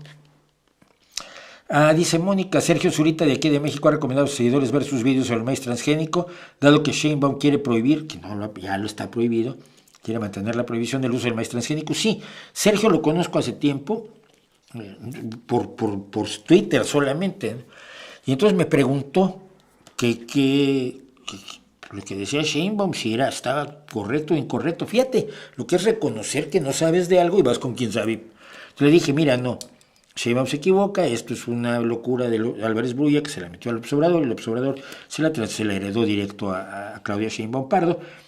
Y aquí tienes 3 vídeos de lo que he hecho a lo largo de los años, explicando por qué sobre todo es perjudicial para los agricultores. Incluso el prohibir que en México se plante maíz transgénico de forraje, es decir, no el maíz blanco destinado a consumo humano, sino el maíz amarillo destinado a forraje, a alimento de ganado, en México está prohibido plantarlo. Entonces se importa de Estados Unidos. ¿Quién gana allí? Los agricultores estadounidenses. ¿Qué lógica tiene eso? Ay, es que luego los genes salen y contaminan a todas las plantas juntos porque son como magia. No es cierto. Y hay que saber que no es cierto. Entonces, yo le pasé esa información a Sergio la usó, me dio todo el crédito del mundo, se lo agradezco muchísimo y ojalá y los vean. Mauricio, ¿qué opinas de que Sanidad haya decidido no evaluar la eficacia de la homeopatía, alegando que no es razonable invertir recursos públicos en evaluar cosas que ya sabemos que no sirven? Ese fue el inicio de la bronca cuando me enteré que el secretario de Estado de Sanidad es aquel que decía que no había que financiar la vacuna del VPH para las niñas españolas. Recuperé en Twitter en 2012 las broncas que tuve con él. y con Llamazares, el entonces líder de Izquierda Unida, porque Llamazares pidió que se suspendiera la vacuna y hizo un escándalo enorme para llamar la atención, pero nadie le hacía caso. Y yo llevo 10 años enviándole estudios de la vacuna del VPH a Llamazares, a ver si un día recapacita. No lo va a hacer nunca, es un necio. Y un día la única vez que lo he visto en persona, porque me vio y hizo como, el señor me va a pegar, me acerqué y le dije, ¿no te das cuenta que no soy el enemigo? ¿No te das cuenta que yo no soy el enemigo? No me hizo mucho caso. Bueno, me parece mal, ¿por qué? Porque se había hecho un compromiso de evaluación de las pseudoterapias para poder dar datos. El ya sabemos que no sirven de Mónica, que es gente de Más Madrid y por lo tanto de Sumar, igual que el secretario de Estado de Sanidad, que lo argumentó además hoy, por eso me lo reencontré. Porque no es que la homeopatía ya sabemos que no sirve, ya. Pero tenemos que tener la evaluación con todos los datos necesarios de que no sirve para sacarla de las farmacias. El decir, ya sabemos que no sirve, entonces que las farmacias lo sigan vendiendo, es una irresponsabilidad, ¿eh? Es una irresponsabilidad que no se debería poder dar el Ministerio de Sanidad, sobre todo después de que en la anterior legislatura se hizo un programa contra las pseudoterapias y amigos míos, que son conocidos míos, que están trabajando, médicos que han trabajado en el tema de las pseudoterapias, estaban hoy decepcionadísimos, pero dicen, es que yo he metido 8 años de trabajo en esto, porque había un compromiso del gobierno de valorarlas y de poder hacer algo al respecto de la promoción, venta, distribución y promoción de las pseudoterapias. No me basta que la ministra diga, pues no sirve, eso no sirve. Ya. Y me parece muy mal.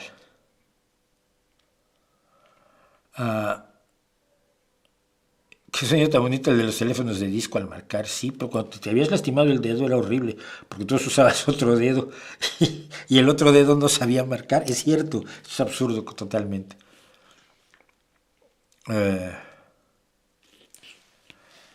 Bueno, vamos a hacer otra cosita antes de ir al...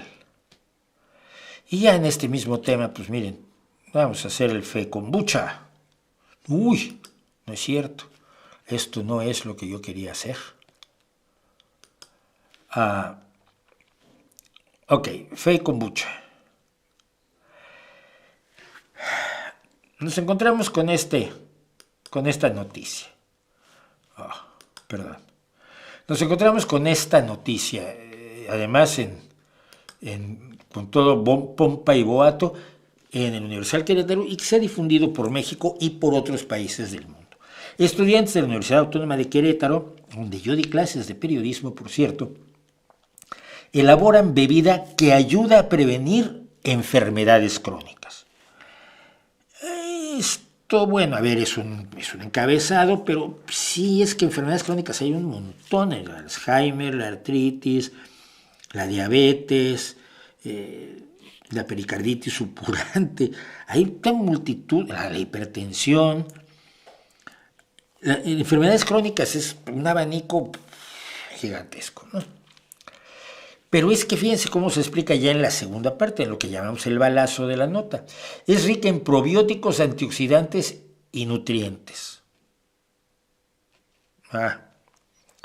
Puede mejorar la salud metabólica, o puede no, y refuerza las defensas del organismo, señalan. Vuelvo a repetir, lo único que refuerza las defensas de un organismo son las vacunas. Lo único que refuerza las defensas del organismo son las vacunas. Si estás desnutrido, sí tienes que comer, pero si tienes una nutrición adecuada, nada va a reforzar tus defensas. Todo lo que refuerza tus defensas es un negocio. Y es un negocio sucio. Pero cuando uno entra en la nota ya empeora la cosa. Bueno, dice, estudiantes de la Facultad de Química de la Universidad Autónoma de Querétaro, no de farmacología, desarrollaron un análogo de la kombucha. Una bebida probiótica y carbonatada obtenida mediante el proceso de fermentación con compuestos y microorganismos relacionados con la prevención de enfermedades crónicas. O sea, se oye el frenazo de lo que dice el titular a lo que está explicando el reportero. Este proyecto es desarrollado por alumnos de la Maestría en Ciencia y Tecnología de Alimentos y de la Ingeniería en Biotecnología bajo la dirección de Rosalía Reynoso, docente e investigadora de esta unidad académica. Con esta iniciativa, los jóvenes obtuvieron el primer lugar en la categoría tradicional dentro del movimiento emprendedor Detona Fest 2024. Detona Fest, me acuerdo de Anlo Fest. Un evento universitario cuyo propósito es promover el emprendimiento social, tecnológico y tradicional. Ustedes saben que la kombucha o el kombucha es una tradición mexicana de toda la vida, desde hace por lo menos 5 años. Porque el té kombucha es una bebida fermentada de sabor ácido, obtenida a base de té endulzado fermentado, y el té proviene de China, no de San Juan de las Tepetates. Por acción de una colonia de aspecto gelatinoso compuesta por varios organismos. Estos hongos y bacterias completan un proceso de fermentación compleja de distintas formas, transformándolos en proporciones variables de alcohol etílico y ácido acético. ¿Sabe usted lo que es el alcohol etílico, verdad? Es la bebida, es el alcohol que uno bebe. Si uno bebe alcohol metílico se queda ciego. Pero el etílico es toda la oferta de vinos y licores y cervezas de este mundo. Su contenido es alcohol etílico o etanol. El nombre se origina en Japón. A ver, esto tiene su origen en China, pero en Japón le ponen kombucha, que significa té de alga porque se parece a una alga, pero no es una alga. En Rusia se llama changyshgrib, literalmente hongo del té, porque es un té al que se le hacen crecer hongos precisamente. Y no es tradicional de México. Pero suena a natural, suena orgánico, suena a que no tiene gluten ni lactosa y cosas así. Entonces ha de ser buenísimo, porque la kombucha es buena, porque nadie ha demostrado que la kombucha sirva para nada. De acuerdo con Raúl Herrera, estudiante de la maestría, y Raúl Chaire de la Ingeniería en Biotecnología Bioartesana, es más que una simple marca de kombucha, se llama bioartesana. Toda vez que se trata de una iniciativa que promueve la sostenibilidad y el apoyo a la comunidad local al utilizar frutas y hierbas medicinales nativas de Querétaro y la región. Ahora ya de pronto entran hierbas medicinales en lo que es un té fermentado. Esta bebida es preparada a partir de infusiones con una comunidad de bacterias y levaduras beneficiosas conocidas como SCOBY. Es rica en probióticos, antioxidantes y nutrientes, puede mejorar la salud, reduce el riesgo de enfermedades metabólicas, o eso dicen, no sé a qué se refieren, y refuerza las defensas del organismo. Como es sustentable, como suena tradicional, como suena natural, te lo cuelan. La kombucha, el té fermentado kombucha, parece que es sabroso, sobre todo con el alcohol. Algunas personas lo encuentran bien, yo no bebo.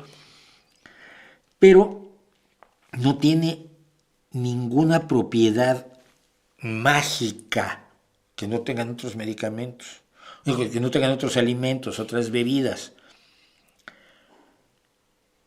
Hacer un análogo a la kombucha no es prevenir las enfermedades crónicas, no es como dice. Sí, prevenir enfermedades crónicas. No es cierto. Es un doble timo. Es el timo de la kombucha al que se le adiciona el timo del análogo de la kombucha. ¿Y por qué lo hacen? ¿Porque son malvados? No. Lo hacen porque saben que es guay. Y como es guay, los van a premiar. Está dentro de este universo conceptual que se ha creado desafortunadamente en México, donde este tipo de cosas se cree que tienen cierta validez, como el tema de los transgénicos, como el tema de la limpia de la señora Sheinbaum Pardo, y la ignorancia cabalga libre y triunfante por las llanuras, costas y serranías mexicanas. Ay, qué... de Facundo Rendo hace una pregunta que no es tan absurda. ¿Por qué a lo largo de la historia tantas sociedades que nunca tuvieron contacto entre ellas mantenían leyes y costumbres que discriminaban a las mujeres? Por la función biológica inevitable de las mujeres hasta hace 50 o 60, 80 años. No, 60 años. Es decir, las mujeres parían. Esto les imposibilitaba un montón de cosas, no solo durante el embarazo, sino durante los años formativos de los pequeños. Es decir, las madres tenían que cuidar a los niños. Pues los papás se iban a la guerra o se iban a trabajar al campo. Bueno, las mujeres trabajaban en el campo, cuidado aquí. En el medievo europeo las mujeres trabajaban, pero vamos, se deslomaban en el campo tanto como los hombres. Pero no podían ir a la guerra, por ejemplo, ¿no? ¿Con quién dejas a los niños? Si ese problema lo tienen ahora algunas para ir al yoga, y es cierto, no le estoy diciendo en son de broma, es decir, compatibilizar tu vida con la educación de los niños. Pues antes nadie pensaba en compatibilizar nada, estás allí, ahí no te mueves, y si ya tuviste uno, pues vamos haciendo otro. El sino biológico de las mujeres llevó a una serie de consideraciones similares en todas las culturas porque cumplían la misma función en todas las culturas. Lógicamente, esto no es una cuestión cultural, es una cuestión biológica. No siempre se consideró que las mujeres fueran inferiores cognitivamente o moralmente. Esto es un asunto más bien del siglo XVIII-XIX, porque a lo largo de la historia hubo reinas y hubo mujeres que fueron asesoras de monarcas y de emperadores, y se consideraba que pues, eran enormemente inteligentes, y basta leer Las 1000 noches y una noche para impresionarse ante la sabiduría de Sherezada, por ejemplo, ¿no? Entonces también esa visión decimonónica tampoco fue la norma a lo largo de toda la historia, pero a lo largo de toda la historia hubo la idea, primero, si yo me quiero reproducir, necesito una mujer. La mujer pasa a ser considerada propiedad de alguna u otra manera. ¿Por qué? Porque yo quiero tener la certeza que mis hijos son míos. Sabemos que más o menos el 30% de los niños que nacen no son hijos de su papá. Pero no hablemos de eso. Quiero tener la certeza que mi hijo sea mío. Por lo tanto, una vez que tengo a mi mujer, la pongo en un sitio donde yo la pueda controlar. Porque si no, vuela un Espíritu Santo y me hace un niño, ¿no? Esto es lo que se veía como lo normal en condiciones socioculturales, económicas y políticas radicalmente distintas a las que se viven en la actualidad o desde la Revolución Industrial. Entonces, no es raro que se tuvieran costumbres o visiones similares. Lo que es raro es que se mantengan hoy. O sea, piensa en otro fenómeno muy parecido. La esclavitud se desarrolló en muchísimas culturas sin relación entre ellas. Tenían esclavos, los griegos tenían esclavos, los aztecas tenían esclavos, los celtas tenían esclavos, los romanos tenían esclavos, los griegos tenían esclavos, los chinos tenían esclavos. ¿Por qué? Bueno, porque es un desarrollo lógico de si tengo poder para que otro haga las cosas por mí, si le rompo la cabeza si no lo hace, pues ya no trabajo yo. Lo raro es que hoy haya gente que defiende la esclavitud, como por cierto, candidato a gobernador de Carolina del Norte en los Estados Unidos, que es negro, pero dice que si volviera a la esclavitud él compraría a algunos. Parece que no se dio cuenta que probablemente al que venderían sería a él. ¿Qué ventaja sientes que obtuviste por tu educación privada en el colegio de ricos que tú dices que estudiaste? Estudié en dos, uno estadounidense, uno muy americano, el Colegio Columbia, que estaba frente al Colegio Americano en la calle de Bondojito, allí cerca del Panteón de Dolores en México, y del Hospital Inglés. No sé si todavía está ahí el Hospital Inglés, pero ya estuvo muchos años. Ahí me daban buena información, pero eran muy bestias, ¿no? Te buleaban, pero no, ellos no hacían nada. Era asunto tuyo. Es normal entre los chicos que se junten 5 para hacerle la vida imposible a uno. Era también cosa de los tiempos, pero era desagradable. Eran muy despreciativos de lo mexicano, cosa que yo hallaba en algunos casos muy molesta. Y finalmente me echaron. Finalmente me echaron porque era yo demasiado rebelde para su gusto. Y fui a dar una escuela de fundada por el exilio español, donde el exilio de la República, que estaba planteada como una escuela de cuadros, es decir, una escuela de gente que sería líder en distintos aspectos, en la industria, en la ciencia, en la tecnología, en la literatura, en lo que fuera, lo que sea una escuela de cuadros. Y mi ventaja principal ahí es que encontré por primera vez profesores pensantes. Profesores que cuando preguntabas te decían, qué buena pregunta, cuando yo ya estaba así diciendo, porque en la otra cuando preguntabas, ¿qué no estás dando clase? Déjame dar clase. Es que yo quería saber, es que esto no queda claro. Pues estudia en el libro. Entonces yo llegué al Colegio de la Ciudad, lo que hoy es el Colegio de la Ciudad de México, la Escuela Secundaria y Preparatoria de la Ciudad de México, que se llamaba, y cuando yo llegué y decía, uy, una pregunta, esto así y así. Y el profe de matemáticas, me acuerdo, uno de los primeros, Silvestre Cárdenas, oh, hombre, qué buena pregunta, mira, te voy a explicar. Y yo decía, oye, ¿a dónde vine a dar? Esto es maravilloso. Profesor de física, que luego puso una escuela, que mis hijas estuvieran en esa escuela. Era otro mundo, era maravilloso, pero no porque era privado, sino por el tipo de gente que era y por el tipo de educación que te querían dar. Y si te la quieren dar en una escuela pública, y hoy en España en una escuela pública se la dan a mi hijo, por ejemplo, no es, la diferencia solo existe cuando tienes una mala educación pública. Porque puedes darle exactamente la misma educación pagada con dinero público que con privado a los niños. De eso estoy absolutamente convencido. Ha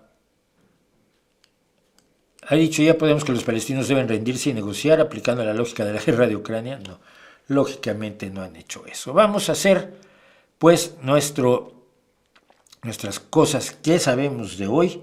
Como dijimos, está dedicada a la nevera, frigorífico, refrigerador, ese aparato que parece infringir lo dispuesto por la segunda ley de la termodinámica, que nos dice que la temperatura pasa de lo caliente a lo frío, y por lo tanto enfriar cosas, solo se puede enfriar algo si lo pones en contacto con algo más frío. Vale, ¿cómo logras que eso sea más frío? Y el truco es genial.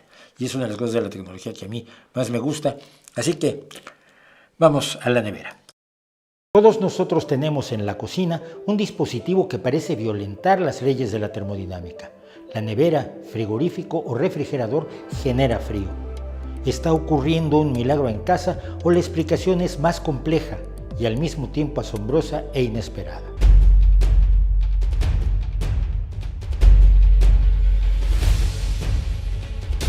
Las leyes de la termodinámica son de las más básicas de la física. La primera dice que la energía no se crea ni se destruye, es decir, la cantidad total de energía en el universo es una constante aunque haya variaciones locales. Si encendemos una antorcha, su calor es mayor que su entorno y por lo tanto lo calienta. Allí entra en acción la segunda ley, que nos dice que el calor pasa de los objetos más calientes a los más fríos hasta que sus temperaturas se equilibran. También dice que a medida que la energía se transfiere, por ejemplo al convertir el movimiento de un río en energía eléctrica que se transmite para encender la iluminación de la calle, más y más de esa energía se desperdicia en forma de calor. Este calor no se puede recuperar. Es el desorden que los físicos llaman entropía. Según esto, el universo tendrá en un lejanísimo futuro una temperatura equilibrada, como una sopa inmóvil donde no se puede transferir energía de un lugar a otro. Según estas leyes, la nevera sí parece estar haciendo algo contrario a la segunda ley de la termodinámica. Para que enfriara sería necesario que estuviera en contacto con algo aún más frío, ¿o no? Que el frío conserva los alimentos es algo que el ser humano sabe desde temprano en su historia. Esto se aprovechaba sobre todo en latitudes donde el frío permitía congelar los alimentos. Puede sonar extraño que incluso en el medievo hubiera almacenes subterráneos donde se guardaban alimentos con hielo constantemente reabastecido para conservarlos. Pero este método era marginal respecto de los otros muchos que se desarrollaron para conservar los alimentos hasta que en el siglo XIX se fue generalizando la idea de las cajas de hielo domésticas, abastecidas por una creciente industria del hielo que cortaba bloques de ríos y lagos congelados y los despachaba por todo el mundo. La refrigeración natural con un vibrante comercio de hielo que abarcaba literalmente todo el mundo era la respuesta a la necesidad de conservar los alimentos. Las familias tenían su caja de hielo y recibían el hielero periódicamente como al que les llevaba la leche, el pan o el diario. Pero para entonces ya se había descubierto una forma de crear frío sin contradecir las leyes de la termodinámica. Como puede uno imaginarse, es necesario introducir mucha energía en el sistema para crear frío, y es lo que hizo el escocés William Cullen y lo demostró públicamente en 1755. Utilizó una bomba movida a mano para crear un vacío parcial sobre un recipiente de éter etílico o dietiléter que por lo tanto comenzó a hervir. Como la temperatura es directamente proporcional a la presión, al disminuir esta, la temperatura baja. Es lo que pasa cuando se congela el líquido al abrir una botella de refresco o cerveza demasiados fríos y caer su presión al expulsar los gases que contiene. El dietiléter entonces bajó de temperatura absorbiendo el calor de sus alrededores y creando una pequeña cantidad de hielo. Así, se usaba una gran cantidad de energía, la de la bomba, para provocar un proceso que creara frío.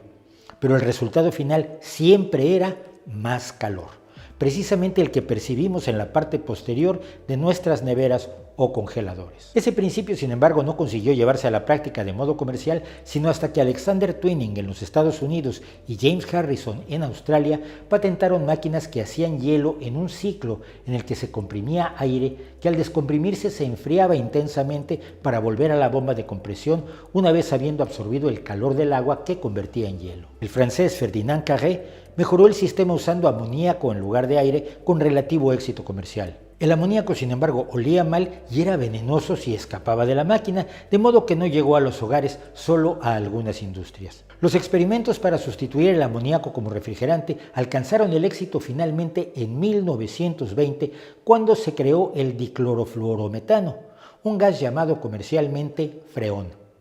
Era un buen refrigerante, no tenía olor y no era tóxico en las cantidades normales que podrían inhalarse si se rompía la tubería del aparato. En esa década, la nevera se convirtió en un accesorio indispensable de todo hogar. ¿Qué ocurre exactamente en nuestras neveras todo el tiempo para mantener frescos nuestros alimentos y bebidas?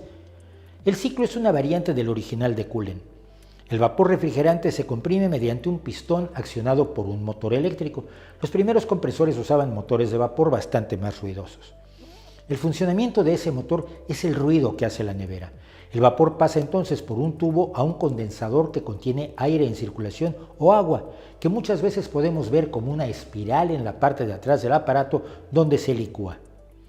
El líquido pasa entonces por una válvula de expansión a la tubería que rodea la caja de la nevera y del congelador. Dado que esta tubería tiene una presión mucho menor, el líquido se enfría y recorre el electrodoméstico absorbiendo el calor del aire del interior de la nevera.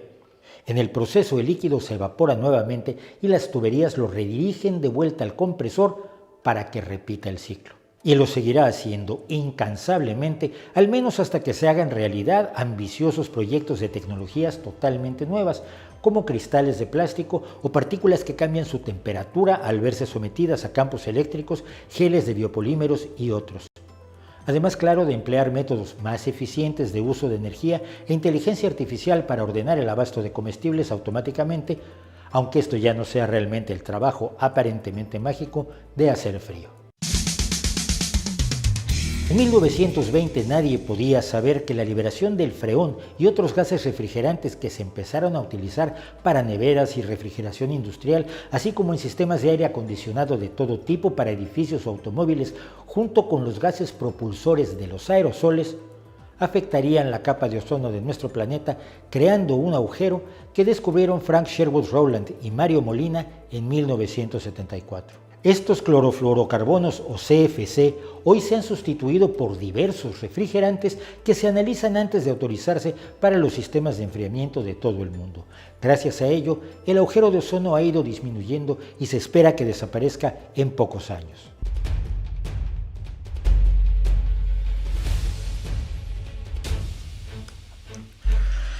Pues esa es la historia de la nevera. Es fascinante, ¿no? Es el ingenio humano que hay detrás de eso. Pues tenemos estas leyes científicas. Pues mira, las podemos usar así. Pues eso es maravilloso. Y vuelvo a decirlo, yo sé que se enojan, los hago enojar y a veces parece que lo disfruto. A veces no parece que lo disfruto, pero en cierta medida sí lo sigo disfrutando. Nada de eso lo hizo la religión ni la filosofía. Lo hizo la ciencia. No se trata de adorar a la ciencia, se trata simplemente de no denigrarla, que es el trabajo de mucho payaso por ahí. Se trata simple y sencillamente de no decir, bueno, es como una cosa secundaria, es una cosa maligna, es una cosa sin la cual no estarías vivo hoy, ni tendrías las comunidades que tienes hoy. Tu idealización del pasado se olvida de lo horrible que era la vida en el pasado. Bueno. Pero bueno, Víctor González ya me viene aquí a dar la lata. Es momento que nos hables del discurso de Javier Milei en el Foro de Naciones Unidas. ¿Tengo que hacerlo de verdad?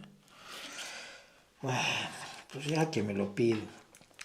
Hice 11 pequeños cortes de la intervención del horroroso ridículo que hizo Javier Milei. Lo siento por Argentina, quiero mucho a los argentinos, tengo muchos amigos argentinos, soy un amigo de gran parte del exilio argentino en México.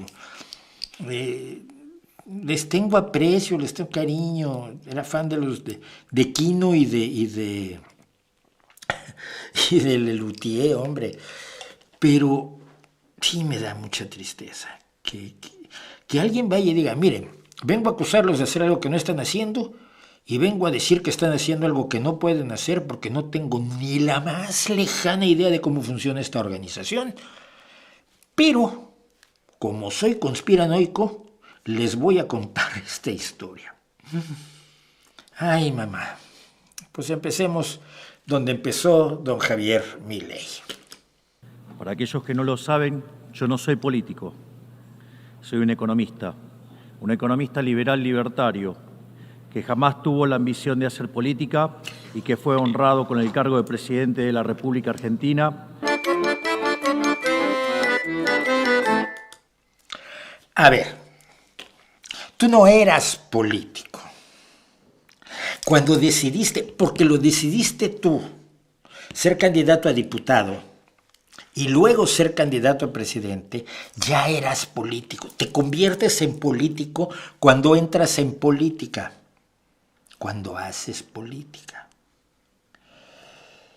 Como lo pone yo estaba en casa, llegaron los tíos, tenés que ser presidente, que yo no quiero, tenés que serlo. Boludo. No, hombre, no. Ya con ese principio, hubo gente en la Asamblea General de las Naciones Unidas que sí. Pero la cosa empeora. Quiero aprovechar para, con humildad, alertar a las distintas naciones del mundo sobre el camino que están transitando hace décadas y sobre el peligro que implica que esta organización fracase en cumplir su misión original. No vengo aquí a decirle al mundo lo que tiene que hacer. Vengo aquí a decirle al mundo, por un lado, lo que va a ocurrir si las Naciones Unidas continúan promoviendo las políticas colectivistas que vienen promoviendo bajo el mandato de la Agenda 2030, y por el otro, cuáles son los valores que la nueva Argentina defiende. La Agenda 2030, promover políticas, la ONU. Es decir, tú tienes aquí a 193 países y luego tienes a la ONU. Y la ONU dice, tienen ustedes que hacer estas políticas. Y los 193 países dicen, y llega Milei y dice, vengo a advertirles lo que va a pasar. Pues no.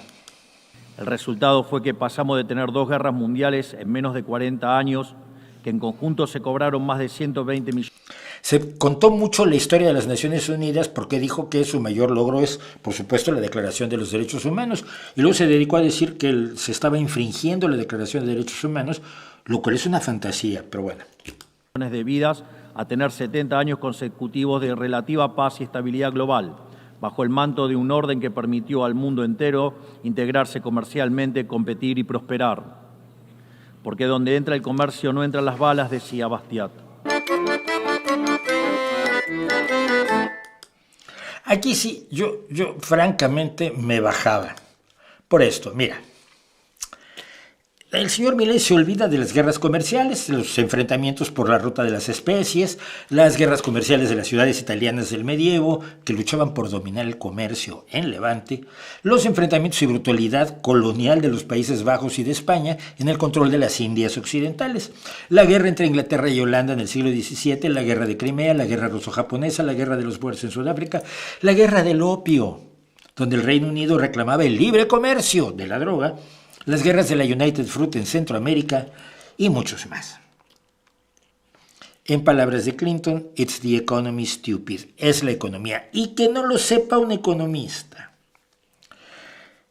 El señor se olvida, y siendo liberal libertario, como se define él, se olvida de que el propio Adam Smith, que viene siendo como el dios mayor del panteón libertarianote, advirtió, y leo, el comercio puede alentar guerras, facilita el financiamiento de las guerras mediante deuda y fomenta la disposición de los intereses comerciales a ampliar sus mercados, aumentando el número y duración de las guerras. O sea, que no es cierto que cuando hay comercio no hay balas, porque entonces no habría balas. Continúa. Una organización que había sido pensada esencialmente como un escudo para proteger el reino de los hombres, se transformó en un leviatán de múltiples tentáculos que pretende decidir no solo qué debe hacer cada Estado-nación, sino también cómo deben vivir todos los ciudadanos del mundo. Así es como... Pero, ¿a usted le ha ido a decir cómo tiene que vivir la ONU? ¿No recibió el WhatsApp? No, tiene usted que haberlo recibido. Le dicen cómo tiene que vivir. Pasamos de una organización que perseguía la paz a una organización que le impone una agenda ideológica a sus miembros. La agenda. Ha sido reemplazado por un modelo de gobierno supranacional de burócratas internacionales que pretenden imponerle a los ciudadanos del mundo un modo de vida determinado. Lo que se está discutiendo esta semana aquí en Nueva York, en la Cumbre del Futuro, no es otra cosa que la profundización de ese rumbo trágico que esta institución ha adoptado. La profundización de un modelo que, en palabras del propio secretario de las Naciones Unidas, exige definir un nuevo contrato social a escala global, redoblando los compromisos de la Agenda 2030.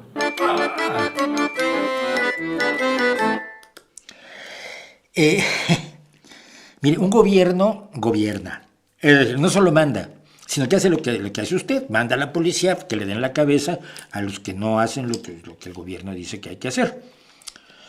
Impone impuestos, establece instituciones que funcionan en el territorio en el que gobierna. ¿Cómo es que la ONU va a hacer eso? Bueno, para empezar, la Agenda 2030, y le hemos dedicado 3 vídeos aquí, la Agenda 2030 no es lo que dicen esta runfla de locos. Sobre todo porque la Agenda 2030 no la inventó la ONU. Se desarrolló a lo largo de años de estudios de investigadores y representantes de todos los países. Y cuando se tuvo un documento con el que todos estaban de acuerdo, los 193 países votaron en favor de la Agenda 2030. Pero si tú lees la Agenda 2030, cosa que por supuesto aquí el señor de la motosierra no ha hecho, verás que te dice que la consecución de cada uno de los objetivos que ustedes han acordado, 193 países, tendrá que llevarse a cabo pues de la forma en que cada uno de ustedes decida en su país, porque para eso son ustedes países soberanos. De eso no se enteró Milei. La Agenda 2030, aunque bien intencionada en sus metas, no es otra cosa que un programa de gobierno supranacional de corte socialista que pretende resolver los problemas de la... De corte socialista. ¿Sabe usted qué es el socialismo? Porque hay varias definiciones, depende. Si es usted marxista, el socialismo es lo que otros llamamos comunismo. Si es usted socialdemócrata como yo, el socialismo es lo que llamamos la socialdemocracia. Y ninguno de los cuales es un gobierno de la ONU. Modernidad, con soluciones que atentan contra la soberanía de los Estados-nación y violentan el derecho a la vida, a la libertad y a la propiedad de las personas.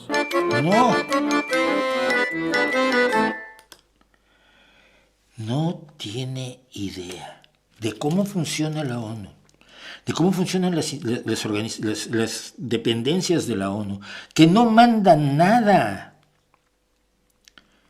Y precisamente porque no mandan pasan cosas como las que hablaremos después. Es una agenda que pretende solucionar la pobreza, la desigualdad y la discriminación con legislación que lo único que hace es profundizarla. No, la agenda no legisla, la agenda pone metas y dice que cada país que ha acordado asumir estas metas porque votó. Y la democracia luego no les gusta tanto. Cada uno de los países lo hará como quiera porque es soberano. No hay una legislación emanada de la ONU. ¿De qué hablas, Javier? Porque la historia del mundo demuestra que la única manera de garantizar la prosperidad es limitando el poder del monarca, garantizando la igualdad ante la ley y defendiendo el derecho a la vida, a la libertad y a la propiedad de los individuos.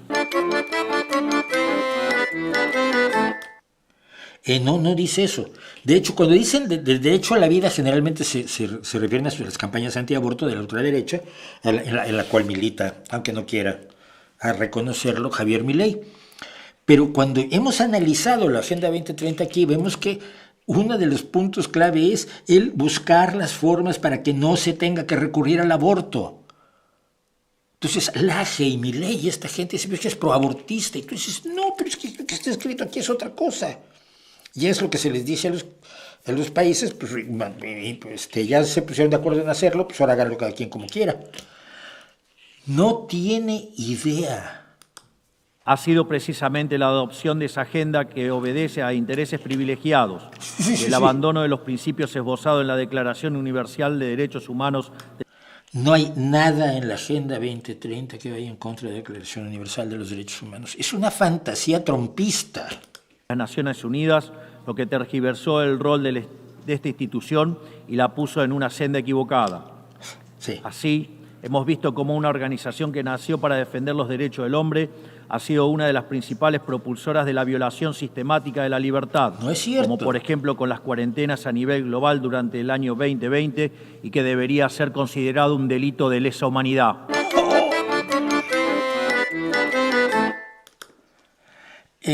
Perdóneme usted. La ONU decretó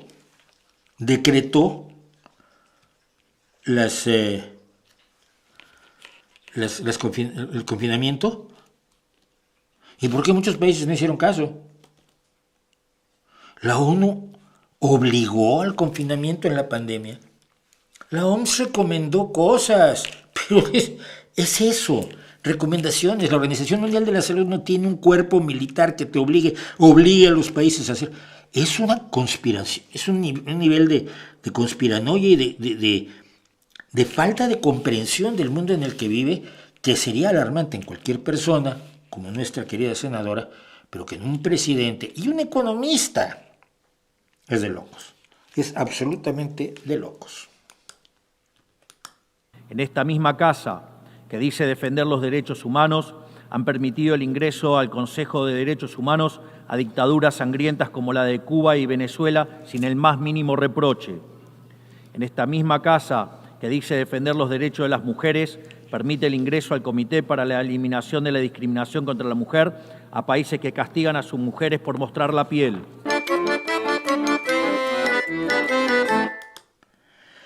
Sí, es una tragedia que Cuba esté en la Comisión de Derechos Humanos, sí. Y sí que en la Comisión de Igualdad esté Irán o Afganistán.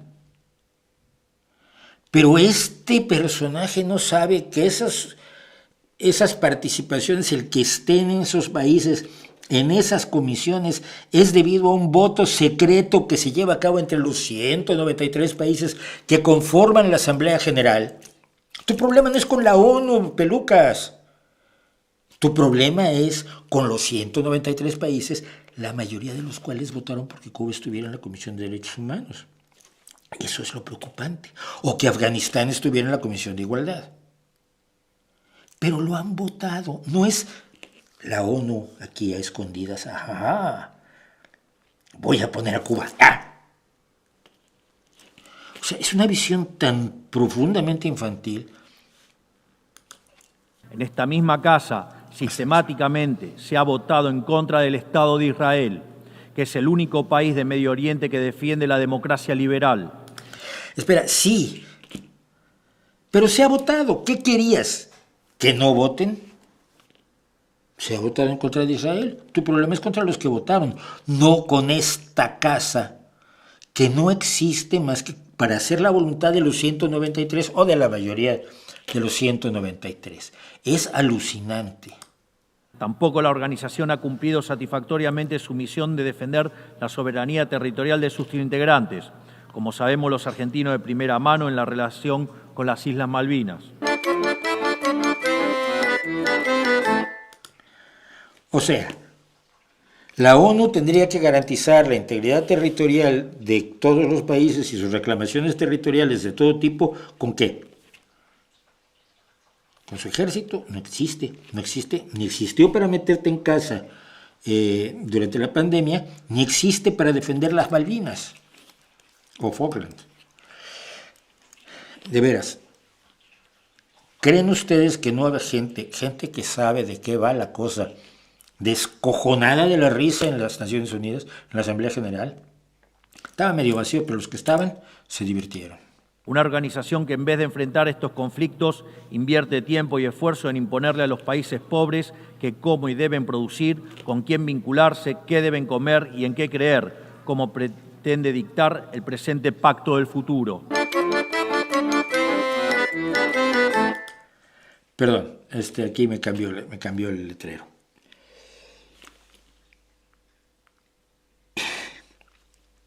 No, simplemente no es así, pero es que ahora está metido con el pacto del futuro, que es para donde iba todo esto. ¿Qué es el pacto del futuro? Bueno, es un pacto que acaban de acordar los 193 países que conforman la Asamblea General, que es un larguísimo texto que no he acabado de leer, que incluye un compromiso para ir más rápido hacia los objetivos del desarrollo sostenible, la Agenda 2030, y el Acuerdo de París sobre cambio climático, para no morirnos. Es que por ese apego a la vida que los seres humanos a veces tenemos en exceso, ¿no? Habla de abordar las causas fundamentales de los conflictos y acelerar los compromisos con los derechos humanos, incluidos los de las mujeres. Eso es lo que dice el Pacto del Futuro. Incluye 2 documentos anexos. El impacto digital global, que busca, entre otras cosas, regular la inteligencia artificial, que es peligrosa por razones distintas a las que usted cree. Podemos hablar luego. Y la Declaración sobre las Generaciones del Futuro, que promueve que la toma de decisiones nacional e internacional se enfoque en garantizar el bienestar de las generaciones por venir. ¡Qué malos! ¡Ah, qué antilibertad! Nosotros en Argentina ya hemos visto con nuestros propios ojos lo que hay al final de este camino de envidia y pasiones tristes. O sea, claro, si Argentina, que no fue un país socialista, pero que fue un país gobernado por una demagogia nacional populista, peronista, de gente más o menos de la izquierda del socialismo latinoamericano del siglo XXI, luego dice Viley que durante más de un siglo, creo que el socialismo del siglo XXI no se inventó hace un siglo, pero déjalo. En Argentina ya lo vieron, y como la ONU quiere convertir a todo el mundo en ese mundo peronista kirchneriano, pobreza, embrutecimiento, anarquía y una ausencia fatal de libertad. A mí me encantan los que dicen que no había libertad y luego ellos ejercieron su libertad para hablar, ejercieron su libertad para decidir, ejercieron su libertad para presentarse como candidatos y la gente ejerció su libertad para votarlos y entonces dicen, ¡ah! No hay libertad. Entonces, ¿qué? ¿Te obligaron? ¿Los obligaron a votar por ti? Y termino. Sepa también que la Argentina no acompañará ninguna política que implique la restricción de las libertades individuales, del comercio. ¿Qué libertades? Ni la violación de los derechos naturales de los individuos. Cuidado, aquí ya pasamos de los derechos humanos a los derechos naturales. El derecho natural es un argumento religioso, lo sabe usted. El derecho natural no tiene nada que ver con los derechos humanos que fueron proclamados en la Declaración Universal de los Derechos Humanos de 1948, pero que se empiezan a desarrollar apenas en la Ilustración a finales del siglo XVIII, y que no tiene nada que ver con el derecho natural, porque recuerde usted que era derecho natural de los reyes el gobernar. No importa quién la promueva ni cuánto consenso tenga esa institución. Ahí tenemos la visión democrática de Milei. No importa cuánto consenso tenga, yo me opongo. La democracia... Por esta razón, queremos expresar oficialmente nuestro disenso sobre el Pacto del Futuro firmado el día domingo. Total, que los que protestaron finalmente por el Pacto del Futuro pues fueron Irán, Rusia, Corea del Norte y Argentina. Al final, curiosamente, Irán, Rusia y Corea del Norte finalmente se adhirieron, aunque sea de boquilla, de aquí para afuera, al pacto. Introdujeron unas enmiendas que los demás dijeron que no les aprobaban, y entonces pues, ya, lo aceptaron, excepto Argentina. ¿Qué más puedo decir? No sabe lo que es la ONU, no sabe cómo funciona la ONU, no sabe cómo funcionan las votaciones dentro de la ONU, no sabe cómo funcionan las instituciones que existen dentro de la ONU, la UNESCO, la FAO, la Organización Mundial de la Salud, etcétera, etcétera. No tiene puta idea. Y por supuesto no ha leído la Agenda 2030. Se la contó Laje, yo estoy seguro que se la contó Laje, a quien ya pusimos verde cuando hizo su presentación sobre la Agenda 2030, y aquí comentamos la sarta de barbaridades y tonterías que dijo desde ya no sé si él desde la ignorancia o desde la mala fe, o un sano cóctel de ambas. Esto es pues lo que el señor Milei hizo a nivel ridículo en la ONU, y querían que lo comentara, y ya lo comenté, y ahora ¿quién me quita el dolor de hígado? Bueno, y tomó mucho tiempo, y más tiempo va. El canal científico de Veritasium, te recomiendo el capítulo de por qué la democracia es matemáticamente imposible. Pues será matemáticamente imposible, pero es posible. La tenemos, la vivimos. Te permite venir como anónimo a hablar a un sitio público. Es imposible que los abejorros vuelen, decía alguien, que decía la ciencia, que la ciencia nunca dijo eso. Será imposible, pero vuelan. Entonces mejor entérate de cómo vuelan antes de decirme meses. ¿Para cuándo el vídeo de Yuval Noah Harari? Yo no creo que tenga ya sentido hacer el vídeo de Yuval Noah Harari, ¿no? Es evidente que el señor está en un nivel de locura grave, pero bueno, lo intentaremos, no lo sé. Arkansas, Vladimir Oliva está en Arkansas, qué barbaridad.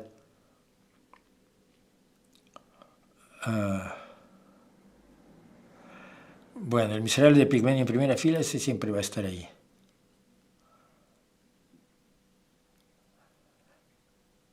¿Qué opinas de Taibo II? Tanto como escritor y lamezuelas del Observador. Como escritor me parece bueno, me parece un buen novelista, me parece un buen historiador, pero sobre todo me parece un buen novelista. Y lo he dicho, lo voy a decir las veces que sea necesario, porque hemos sido amigos durante más de un cuarto de siglo. Estoy absolutamente en desacuerdo con su posición política, punto. Absolutamente en desacuerdo con sus silencios, con la posición que ha decidido adoptar ante el Observador y demás.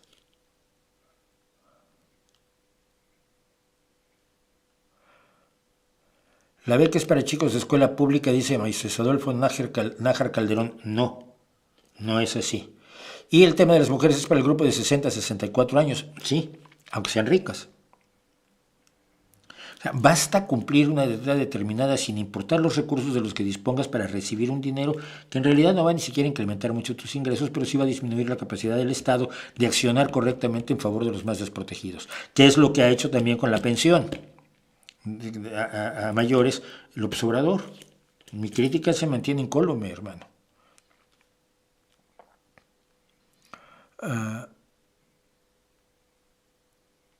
Soy nuevo suscriptor. México somos la economía número 12, por cierto.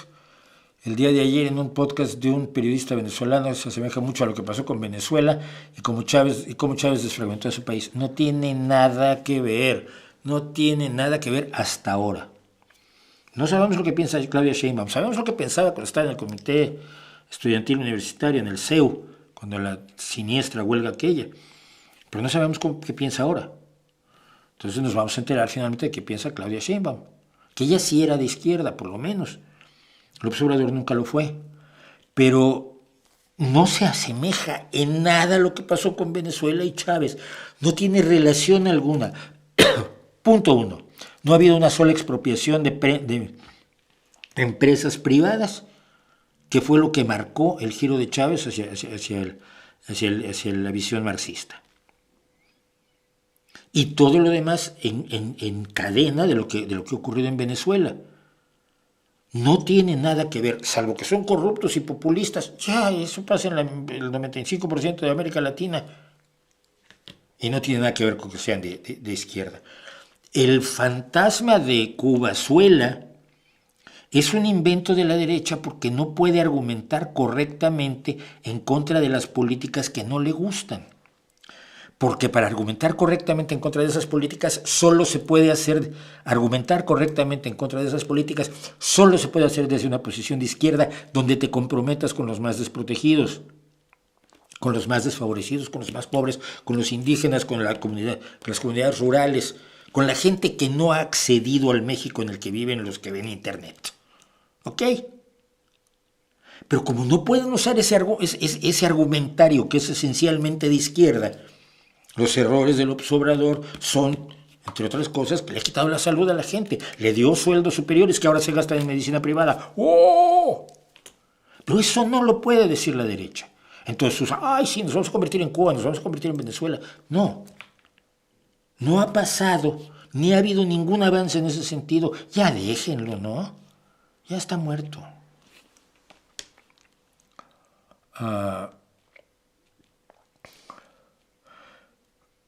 ¿Le gusta el cine gore o tipo body horror como el Cien Pies? Pues no. Me gusta el gore, pero el gore tipo la Texas Chainsaw Massacre, ¿no? La masacre de motosierra de Texas, que no sé cómo se llama en español. Pero ese gore, las clásicas de las películas de slasher, que siempre las vimos todos, Viernes 13, Halloween, y la mejor de todas, por supuesto, Pesadilla en la calle del infierno, Pesadilla en la calle del Olmo o Elm Street. Así que, pero no, el Cien Pies, por ejemplo, me pareció que no aporta nada. Todavía hay buen horror, gore, que aporta, ¿no? Yo me acuerdo, creo que es la tercera de Freddy, cuando están en una especie de psiquiátrico los jóvenes, que tiene momentos muy gore, pero que es una exploración extraordinaria de la juventud, de cómo piensa uno el mundo cuando es adolescente, de los temores que tiene uno, y por supuesto, del horror dentro, porque Freddy vive dentro de la gente, no es el monstruo de fuera como Jason o como ¿cómo se llama el de Halloween? No me acuerdo. ¿Michael? Sí, Michael. No. Freddy vive dentro de tu cabeza. Eso lo hace especialmente aterrador y maravilloso.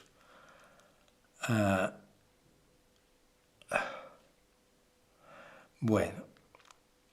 Dice Andrea que un recorderis para darle me gusta. A ver, somos 276 personas, hay 272, se fueron 4 así de pronto. 272 personas y 171 me gusta, o sea que hay 101 personas, no, 99 personas, porque hay 2 no me gusta. 99 que todavía no deciden si les gusta o no esto.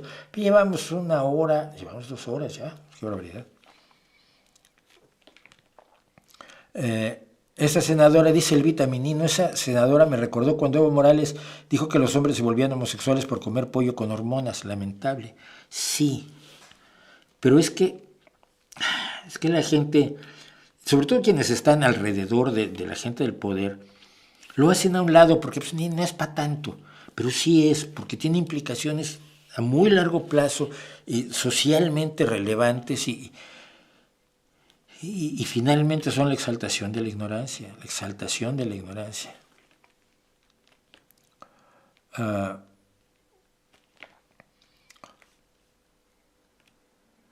¿Qué es el neoliberalismo? Hay un vídeo mío aquí, busca neoliberalismo en el canal, ya saben dónde.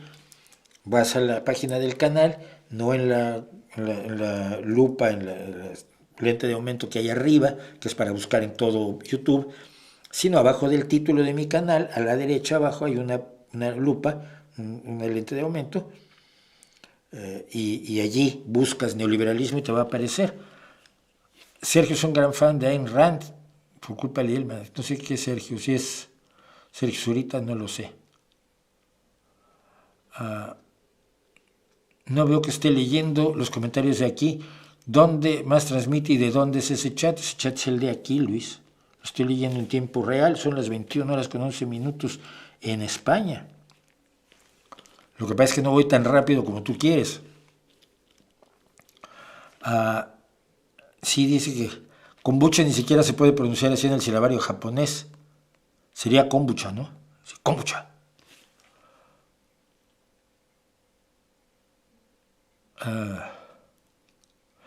Mi abuela en los inicios del siglo XX se hartó de trabajar en el campo del pequeño pueblo de Castilla, hasta que se casó, y no fue porque el campo ya no daba para vivir, pero es otra historia. Sí, esa idea que tenemos es muy Hollywood de cómo vivían las mujeres. Hay niveles distintos en distintas culturas, pero no estaba generalizado aquello de las damas que se desmayaban y toda esa onda. No es cierto, simple y sencillamente no es cierto, ¿no? Pero hay que estudiar historia, y a la gente no le gusta estudiar historia. Heladera en mi país, o sea, es el refrigerador, frigorífico, nevera y heladera, madre santa. Me acordé el otro día, fíjate, de dos chicos colombianos que siguen en activo, pero que hace 9 años sacaron una joya en YouTube que se llama Qué difícil es hablar en español. Es una maravilla, porque lo que hicieron fue ver cómo una misma palabra tenía definiciones distintas en distintos lugares del mundo hispanohablante, de España y de América Latina sobre todo, y entonces la canción es divertidísima, musicalmente muy bien realizada, magníficamente interpretada por los dos que tocan la guitarra y hacen voces y todo el show. Para el que difícil es hablar en español, porque cada palabra tiene otra definición. Y es que es cierto. Y aquí pides una goma, no sé, es que las cosas se llaman distinto. Yo con 25 años en España todavía algunas no me las sé, ¿no? Pero, porque es el mismo idioma, pero no es el mismo idioma. Bueno, ¿qué tan cierto es el conflicto de México con España en el gobierno de Claudia Sheinbaum? Pues Claudia Sheinbaum lo decidirá. Ay Dios, algunos, de verdad, frío es ausencia de calor, ya, pero por favor, una explicación en lenguaje coloquial se acepta como lo que es y se aborda como lo que es. ¿Para qué?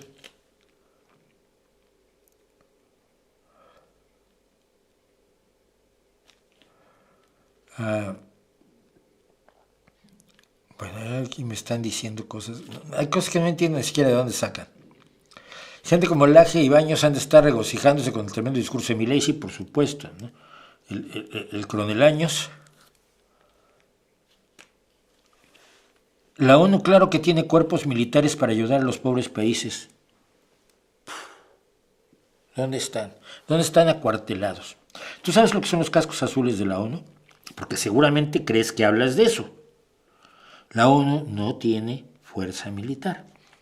Los cascos azules son soldados proporcionados por los países de la ONU para establecer o fortalecer la paz en lugares de conflicto. Pero la decisión la tiene que tomar la Asamblea General de las Naciones Unidas, convalidada por el Consejo de Seguridad, y los países ponen soldados a los que la ONU solo pone los cascos. No tiene ningún grupo militar, la ONU. No digan barbaridades, por favor. Dice Carla Siguaray, ojalá fuera obligatoria la Agenda 2030. Pues sí.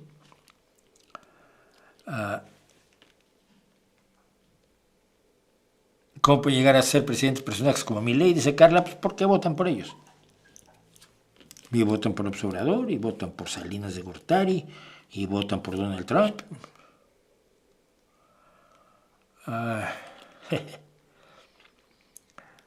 Bueno, hepatitis ya tuve y fue horroroso. Bueno, saludos desde el Perú, del Pino. Hola. Es curioso esa tercera de Freddy Krueger. Me encanta, pero me encanta muchísimo, de verdad. El buen terror es bueno porque profundiza en ti. No se trata de darte miedo, de darte susto. El cine de sobresalto, la mano que se acerca a la perilla, la puerta que se abre lentamente, el gato que salta, y todo el cine así. Francamente me parece barato, ¿no? ¿Quieres una gran película de terror? La Bruja. Que no me acuerdo si es danesa, finlandesa, sueca. Se van a enojar conmigo. Todos los del norte de Europa, pero de algunos países. Pero La Bruja es una maravilla que te tiene en el borde del asiento todo el tiempo y no te da un solo susto. Pero te crea un ambiente verdaderamente inquietante. Eso es una gran película de terror, mira. Bueno, si pudieras ser una superbanda con el mejor cantante de la historia, el mejor bajo, guitarra, batería y letristas, ¿cómo sería tu banda? Con mucha más gente, porque no creo. El mejor cantante de la historia pues, sería quizás Freddie Mercury, pero luego también está Dio, pero también está Janis Joplin, porque el mejor cantante tiene que ser hombre. Luego a mí me gustan cantantes que no cantan bien, pero que cantan con una pasión enorme. Fito Cabrales, ¿no? Fito de Fito y Fitipaldis, me encanta cómo canta, pero una voz horrorosa. Pero una voz absolutamente maravillosa la tenía Meatloaf. Vamos, te tira muros con la voz, Meatloaf. Entonces, pues ahí tendríamos un problema. El mejor bajo, pues tendría que estar Geddy Lee, pero tendría que estar Entwistle de los Who, pero tendría que estar Harry, ¿cómo se llamaba? No era la víbora, era Harry Mandel, el Topo, que era el bajista de Can't Hit, y que es de locura, es de lo mejor que hay, pero tendría que estar Paul McCartney. Entonces, pues así no llegamos a ningún lado.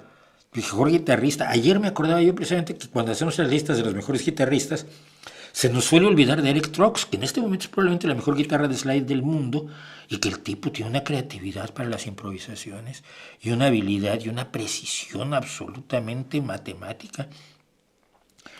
Y se nos olvida meterlo ahí junto a Jimi Hendrix, o a Brian May, o a David Gilmour, que no hace florituras, pero hace los solos que deben hacerse. Entonces, no. Al vitaminino le gusta Steve Perry, fíjate.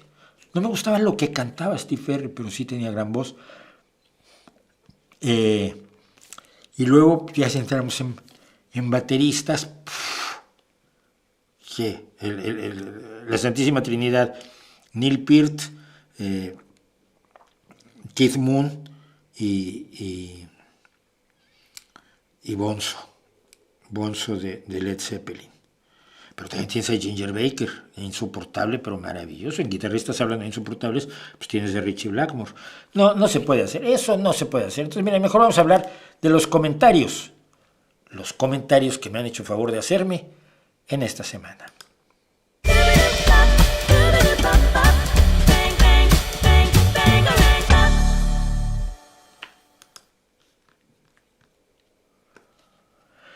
Pues sí, tenemos los comentarios. Todavía no le ponemos nombre. Le pusimos esteparios porque rimaba, pero nada más, ¿no? Entonces todavía no hay nombre. Se aceptan sugerencias para el nombre de comentarios solitarios, esteparios y cavernarios. Porque, bueno, me hacen, lo vuelvo a comentar. Hacen comentarios aquí en el canal, en la zona de comentarios del canal, que está moderada y que borró muchas cosas y tal. Pero hacen comentarios que yo respondo, pues yo leo todos los comentarios y respondo a los que me parece relevante comentar, ya sea para ponerlos verdes o para darles una explicación real, que también vale la pena. Pero luego tenemos el problema de que eso no lo lee nadie. Entonces decidí trasladarlos hacia acá y hacer nuestra sección de comentarios solitarios, esteparios, cavernarios y atrabiliarios me gusta. Y vamos a comentar algo. Dantel 3172 es una pregunta que me parece maravillosa porque la gente se niega a hacerla muchas veces. Y tiene muchas implicaciones. Dice, y cuando aún no había medicina, entendemos, medicina científica como la que se desarrolló a partir de la segunda mitad del siglo XIX, ¿cómo se curaba la gente? Es una gran pregunta. Voy a leer mi respuesta. Pero luego, después de que respondí, ya se me ocurren otras cosas, pero voy a tratar de mantenerme en los límites de lo que le respondí a Dantel 3172. Es una gran pregunta que tiene muchas implicaciones. Lo primero es que tú crees que la gente se curaba con agentes externos y por tanto supones que pócimas, amuletos, bailes, rituales, sacrificios de animales o humanos, hierbas, decocciones, recetas de bruja, etc., tenían poderes curativos. De otro modo, no se explicaría que la gente se curara. Así que hay que empezar por el hecho de que te equivocas. Estoy suponiendo algo que probablemente no era cierto del autor, por cierto, pero bueno, que me perdone si no es cierto. Igual que hoy, en muchos casos la gente se curaba sola. Las enfermedades se presentan, llegan a un clímax y luego desaparecen. No todas siguen avanzando hasta matarte. Una indigestión, una gripe, una infección estomacal leve, un pie de atleta, son cosas que pasan solas, sin ayuda de nada ni de nadie. Para eso tenemos un cuerpo. Bueno, pues estoy viendo, es lógico, ¿no? Tenemos un cuerpo que hace cosas para defenderse de las enfermedades. Algunas enfermedades se vuelven crónicas y no te matan de inmediato, pero afectan tu calidad de vida durante toda la vida. Y finalmente sí, hay enfermedades que avanzan hasta acabar con la vida. Ninguna de estas podían curarlas. Los miles y miles de supersticiones de todas las culturas, que por medios radicalmente distintos entre sí y a veces opuestos, pretendían curarlas. Cuando el enfermo se curaba solo, el curandero se apuntaba el triunfo. Cuando el enfermo se moría, pues era su culpa, o de los espíritus, o que lo llamaron tarde, nunca del curandero. Salvo algunos pocos casos, decíamos hoy, el del ácido salicílico, la diosgenina, precursora de la progesterona, o la artemisinina, que siempre mencionan porque no hay otros. La vasta mayoría de las prácticas curativas del pasado que se han sometido a prueba no sirven para nada. La medicina comienza a mediados fines del siglo XIX y de inmediato mejoran todos los datos. Vivimos más, con más calidad de vida. Mueren menos niños al nacer o en la infancia. Mueren menos mujeres en el parto. Muere menos gente de enfermedades que hoy son tratables o prevenibles y que antes te mataban sin que siquiera se hubiera descubierto la enfermedad. La gente moría de susto, de empacho, de mal de ojo, de caída de mollera y otras afecciones así absolutamente imaginarias. Respondido está. ¿Sabes? Me cae muy bien. Huevadas además en chileno son como tonterías, estupideces. ¿Qué huevadas decís, huevón? Y dice, ¿sabes quién inventó la división en tres poderes?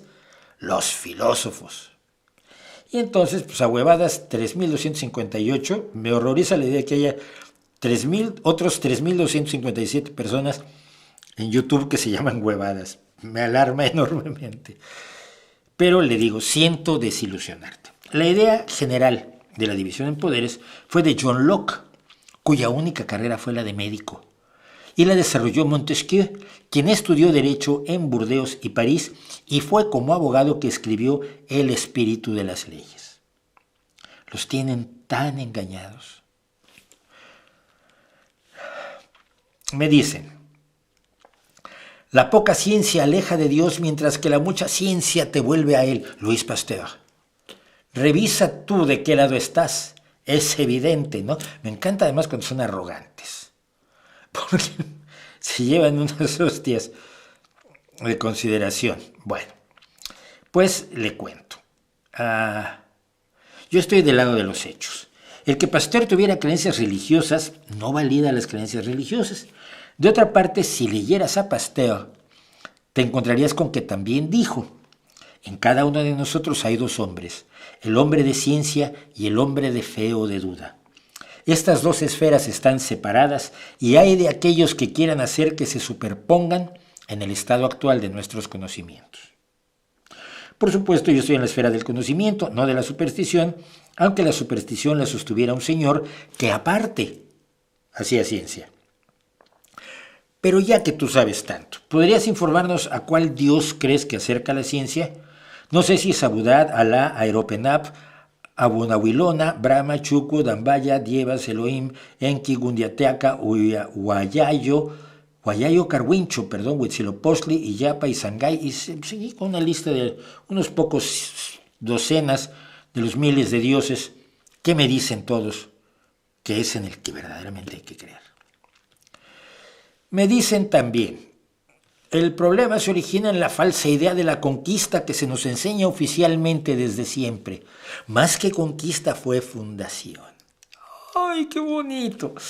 Aunque es cierto que se combatió a pueblos indígenas, pero poquito. Estos no gobernaban ni el 5% del territorio que llegó a ser México. ¿Ves? Donde no había indígenas no los mataron. Hombre, hay que tenerlo en cuenta. El resto fue fundado por los españoles, y además fundado en el sentido de nación, algo que los aztecas y similares no consideraban, ya que ellos solo conquistaban, imponían tributos y conseguían prisioneros para sus sacrificios humanos y sus ollas de pozole. Que es una forma un poco simplona de manejar el tema de los sacrificios humanos, pero pues le tuve que decir. Claro. Y lo de Estados Unidos fue fundación. Que la fundación se sustente en una masacre y en la extracción de riquezas que no eran de los fundadores es una minucia histórica a ojos de ustedes, porque me parece que el señor es hispanista. Si me equivoco, lo siento. Y no, los conquistadores no vinieron a fundar ninguna nación. Eso lo hacen los independentistas. Lo que crean los conquistadores es una colonia, una ubre gobernada desde la metrópoli con virreyes, para chuparla con esclavos, con dolor, con abuso, con violaciones y con un montón de hacerse locos con el cristianismo, reventando los mandamientos. Porque los cristianísimos conquistadores, al margen, pues sí, como lo que los mandamientos, no iba mucho con ellos, ¿no? Tu cuento de hadas es una vergüenza sin paliativos. Yo no sé a qué llamas convenientemente la historia oficial, dado que eso no existe. Existe la historia, y el cuento que tú cuentas no resiste el mínimo examen con rigor histórico. Ni bondadosos indígenas, ni nada.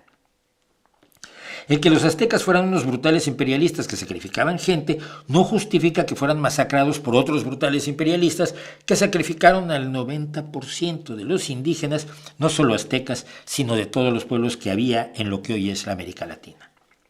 Que eso es el pasado y que no tiene la culpa de él ni España de hoy, ni la España de hoy, ni el México de hoy es otra cosa.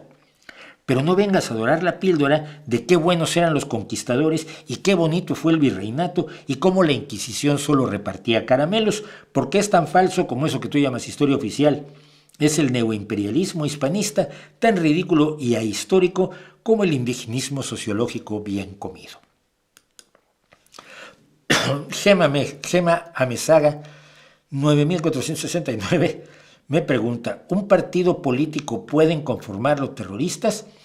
Lo pregunto en referencia al comentario sobre que Bildu tiene etarras en sus filas, que sí los tiene. Si son un partido democrático, ¿cómo puede ser posible? Y en tal caso, espero que no se trate de delitos de sangre y que ya cumplieran su deuda con la sociedad. Y le respondo, perdón. No lo encuentro, qué barbaridad. No, pero sí lo puse. Lo que pasa es que perdí el orden en el que estaban las cosas. Lo siento. Sí, aquí está la respuesta. Sí, me preguntó, ¿un partido político pueden conformarlo terroristas? Sí, sí pueden. Los hay en muchos partidos políticos, como el Sinn Féin en Irlanda, en el justicialismo argentino hay muchos exmontoneros. En el PRD en México había y hay, creo, viejos guerrilleros de los 60. En el propio Frente Amplio uruguayo, un exterrorista acabó de presidente, José Mújica. En el caso de Bildu, sí, Hay entre sus candidatos y militantes viejos etarras, algunos condenados por delitos de sangre, pero que ya pagaron su deuda. Mejor que estén allí que con una pistola. Sé que es difícil verlo así, pero es la única forma de verlo. Cuando el disconstrucción y avances ADCVC, no sé, eso es muy largo. Constru dice, cuando el ser humano en un futuro probablemente muy distante logre obtener todo el conocimiento necesario para entender y tal vez controlar la materia y las fuerzas del universo, entonces seremos dioses. Y yo le respondo, no, porque seguiremos siendo naturales, no sobrenaturales. El requisito fundamental para ser un dios es ser un ser sobrenatural. Y lo más que podemos aspirar nosotros es a tener muchísimo conocimiento y a tener el control sobre las fuerzas del universo, pero lo haremos como seres producto de la naturaleza, hechos con los mismos materiales con los que está hecho el resto del universo. Cuántico 5973 se pone muy molesto conmigo. La OTAN no se expandió, ya te expliqué. Organización de defensa, y en Yugoslavia contra quién se defendían. Sencillamente son terroristas que actúan en manada contra países pequeños. La lista es larga. Bueno, esto no lo contesté, pero la lista no es larga. 2 intervenciones. Afganistán y la antigua Yugoslavia. Lo de que las fuerzas de la OTAN han atacado muchos pequeños países es un invento, no es cierto. Dedícate mejor a cuestionar la religión, que es donde sos especialista. Has revelado que procedes del sur profundo del continente. Bien, pues le contesté. En Yugoslavia se hizo, y se puede discutir, una intervención humanitaria para salvar a los albano-kosovares de los nazis serbios, con enorme éxito. En 2 meses y 2 semanas se abatió la matanza, se hizo el acuerdo de Kumanovo, las fuerzas serbias se retiraron de Kosovo y Metohija y los refugiados albaneses pudieron volver a Kosovo. Siento que te moleste que la OTAN haya emprendido una acción concreta contra los nazis de Milosevic y después de defender a esos verdaderos nazis, seguro acusarás a los ucranianos de nazis. Se te ve el Putin. Y finalmente Enrique Thompson Gutiérrez me pregunta, hace algunas semanas comentaste que los números de la inmigración en Europa son bajísimos, pero hasta donde se sabe hay 4 millones de musulmanes en Inglaterra y se está comenzando a perder el control del país. Lo mismo que en Suecia, Italia, Francia y España. Control del canal todavía lo tengo, no encuentro a ningún musulmán inmigrante malévolo por aquí. Por cierto, bueno, eso se los cuento luego. Dice, y Suecia, Italia, Francia, España y quizá alguno más. ¿Podrías dar un panorama realista de cómo está la situación, especialmente con los musulmanes y magrebíes? Por ejemplo, los magrebíes, que son la gente del Magreb, o sea, de Marruecos, pues son musulmanes en su gran mayoría, o sea que pues, es lo mismo con lo mismo. Así que cuando dices 4 millones son un montón de gente, pero es el 6% de los británicos. Así que me dices que con el 6% de la población se pierde el control del país, porque verás, hay cientos de políticos británicos musulmanes, tanto del Partido Laborista como del Partido Conservador y de los Lib Dems, incluido el alcalde de Londres. Hoy el alcalde de Londres hoy es musulmán, no es un inmigrante islamista que esté haciendo atentados, es el alcalde reelecto de Londres, Sadiq Khan. Hay hasta peers del reino musulmanes, sí, varones y baronesas y condesas y marqueses y todo esto, musulmanes. Es una religión legítima y nada indica que sean islamistas o terroristas como te quieren contar Trump o Abascal. Ahora, de inmigrantes. En el Reino Unido es un 10%. En el resto de Europa tienes el problema de que se consideran inmigrantes a quienes nacieron en algún país europeo y se mudaron a otro país europeo dentro de la Unión Europea.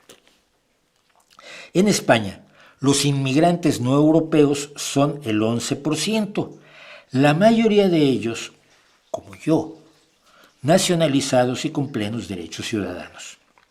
En total, en Europa se calculan un 19% de inmigrantes, incluidos los de otros países de Europa.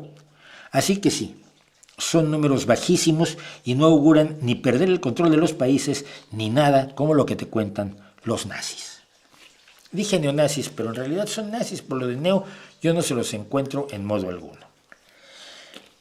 Yo siento que en la sección de comentarios nos sirve también para medir ciertos niveles de desinformación. Si te dicen 4 millones de musulmanes en el Reino Unido, ¡oh! Es un montón. Oye, pero la ministra horroroso, qué horror. Una de las ministras del anterior primer ministro, que era hindú, de origen hindú, pues era musulmana. Y ahí, ser musulmán no equivale a ser militante del Daesh o de Al-Qaeda, ni mucho menos. Es una religión que tiene todos los problemas que tienen todas las religiones, no la voy a exaltar. Pero tengo amigos musulmanes, militantes del Partido Socialista que son musulmanes y que están haciendo cosas. Y que están haciendo cosas por las mujeres musulmanas, por cierto. Mi amigo Gaya acaba de emprender otra cosa y él lo ha pasado verdaderamente mal porque como musulmán lo quisieron implicar con los atentados de Madrid, de los atentados de los trenes. Socialista y musulmán, pues le hicieron la vida imposible durante un tiempo. Pero ser musulmán no tiene nada de particular. Entonces, alguien más todavía me comentó, creo que hoy, no me acuerdo si en Twitter o en otro lado, dijo, es que lo de los musulmanes es gravísimo. En nuestro vecino Haití están creciendo a una velocidad vertiginosa. Nuestro vecino Haití, pues el compañero es dominicano, tengo grandes amigos, queridísimos amigos en la República Dominicana, y mi sobrina pues es de origen haitiano. Entonces fui a buscar los datos. ¿Saben cuántos musulmanes hay en Haití? Es una cosa brutal, inesperada totalmente. Menos del 1% de la población. Pero a esta persona seguramente le han contado que viene la amenaza de los musulmanes, que ya se apoderaron de Suecia y Finlandia y España. Yo me encuentro con uno que de cuando en cuando, ¿no? Lo otro, uno que es palestino, por cierto, que también está en el partido. Pero no veo la invasión por ningún lado. Pero a él le han contado que existe, y entonces cuando te dicen musulmanes en Haití, pues han de ser un montón y quieren venirnos a degollar a todos los dominicanos. Pues no, un 1%. Es decir, lo que mueve y lo que pone en peligro un país no es ni el 6 ni el 10% de la población. Es lo que hace la gente, y el hecho de que sean musulmanes o que sean magrebíes o que sean de donde sean, no implica nada respecto a lo que van a hacer. Los quieres denigrar solamente por lo que son, no por lo que hacen. Y yo a los subsaharianos que conozco que venden cosas en la calle, y algunos ya tienen una especie de imperio de ropa, por cierto, son gente que la mayoría son musulmanes, claro, cuando te dicen, ay, les vamos a dar algo de comer, pues sí, pero no les vayas a dar sándwiches de jamón, o tortas, o bocatas de jamón, que es lo que se estila aquí en España, porque no comen jamón. Pues no quiere decir que sean islamistas. Entonces, si tú dices, los inmigrantes son un problema grande porque son el 11% de Europa, dices tú, Dios mío, eso es una barbaridad. No, en España, el 11%. Ya, pero de ese porcentaje muy pocos son musulmanes, porque la mayor parte de ese porcentaje la están conformando ecuatorianos, bolivianos, colombianos, la gente que viene aquí a buscarse la vida como los mexicanos se van a buscarse en Estados Unidos. Y yo soy uno de esos inmigrantes. Yo soy una amenaza no soy una amenaza para algunos pobres, pero se entiende, estamos trabajando en situaciones de jugar con los números para generar el miedo, porque cuando la gente tiene miedo de que le pase algo, deja de razonar. Y eso es lo que utilizan los populistas, los demagogos, de izquierda y de derecha.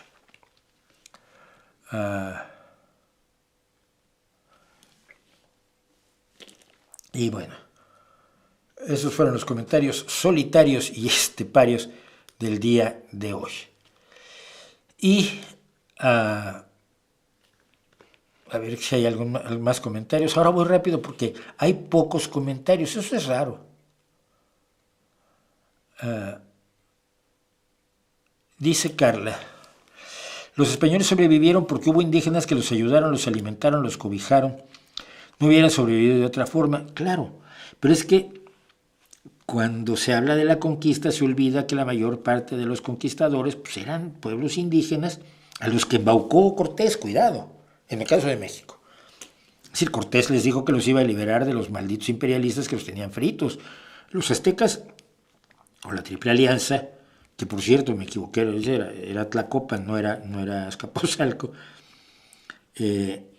pero los mexicas, la metrópoli, el imperio mexicas, el imperio azteca, los tenía fritos a tributos. O sea, si tú crees que hoy hay problemas de impuestos, es que no sabes cómo cobraban impuestos los reyes antes aquí en Europa y los aztecas en América Latina, y el Inca más al sur. 2, tenías que entregar gente para los sacrificios. Era parte del asunto, tenías que entregar esclavos. Entonces llega un señor que pues, tiene además un bastón que hace ¡pum!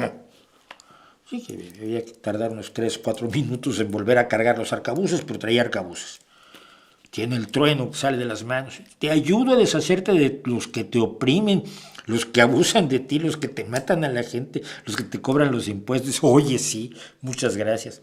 Hombre, sí, vamos a ser aliados. Entonces, ocupamos la maldita Tenochtitlán en agosto de 1521. No me acuerdo de la fecha exacta.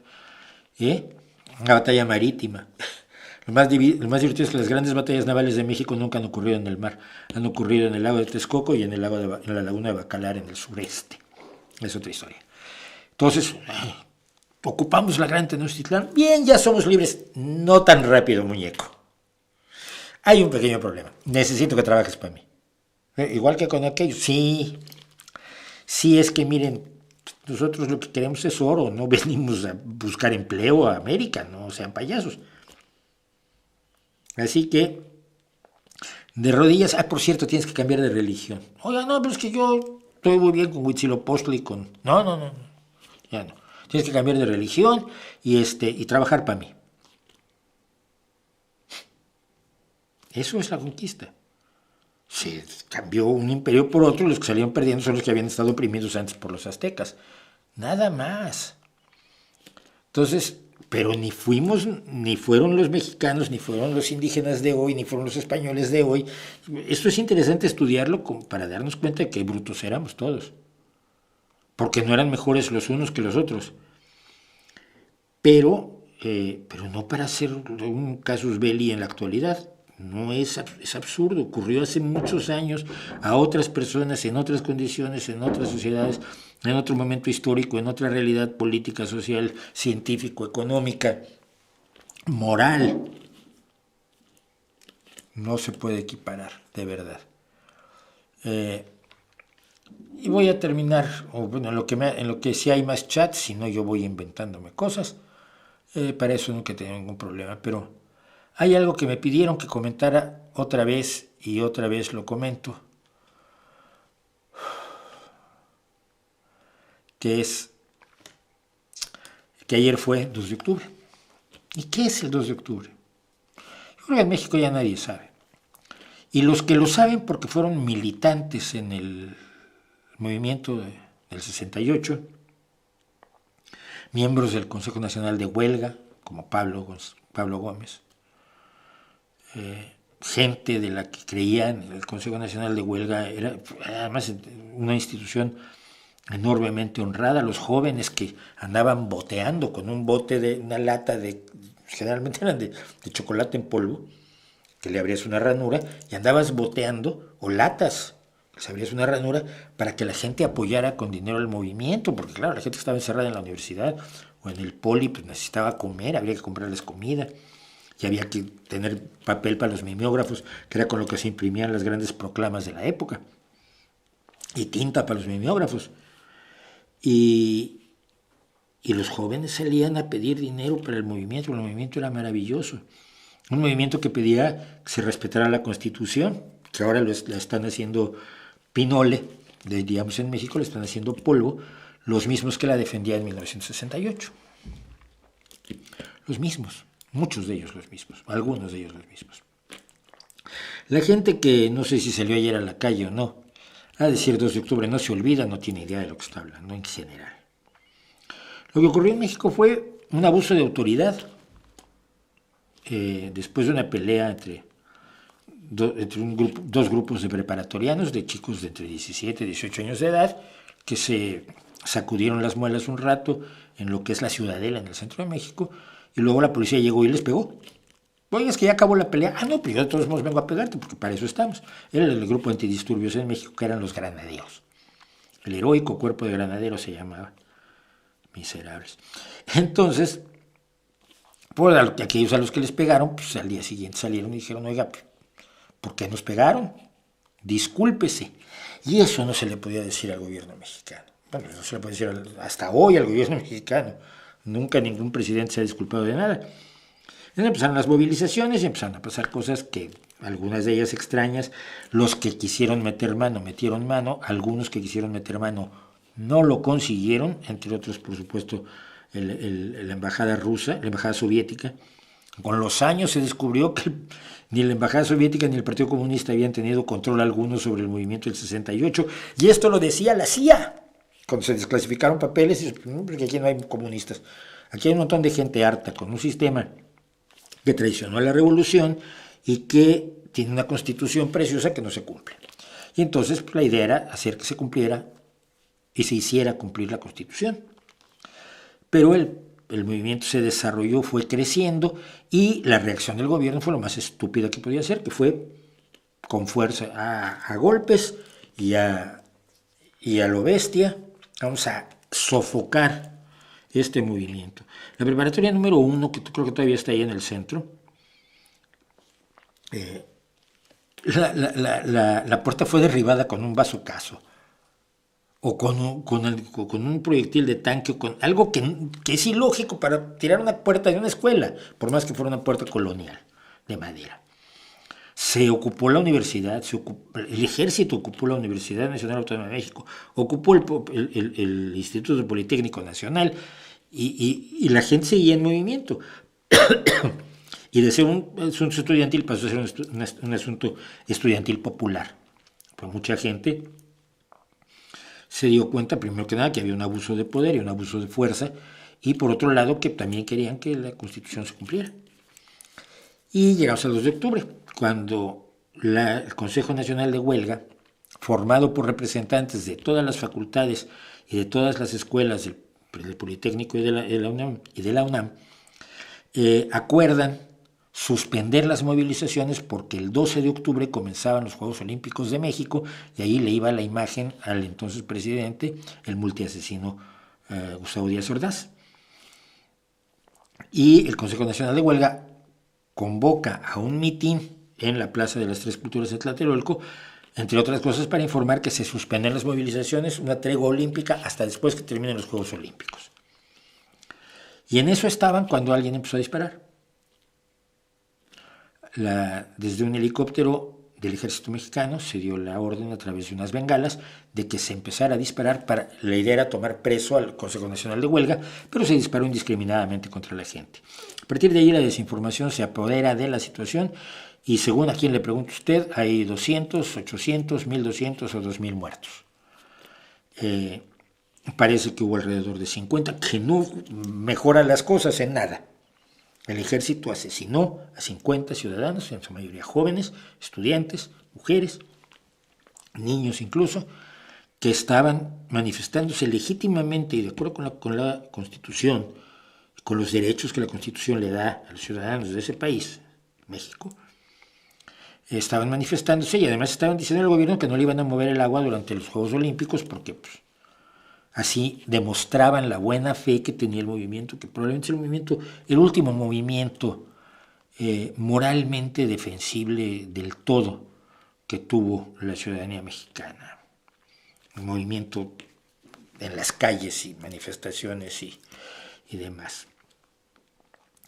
Y entonces lo que se recuerda el 2 de octubre es fundamentalmente el acto de fuerza de un gobierno incapaz del diálogo, porque se le pidió el diálogo en todas las ocasiones del mundo, porque no se pedían locuras como las que llegaron a pedir luego otros movimientos de huelga en la Universidad Nacional Autónoma de México misma, sino que se pedía un pliego petitorio con 7 puntos perfectamente delimitados, entre los cuales estaba, por ejemplo, la destitución del jefe de granaderos que había mandado golpear gente por todos lados durante meses ya.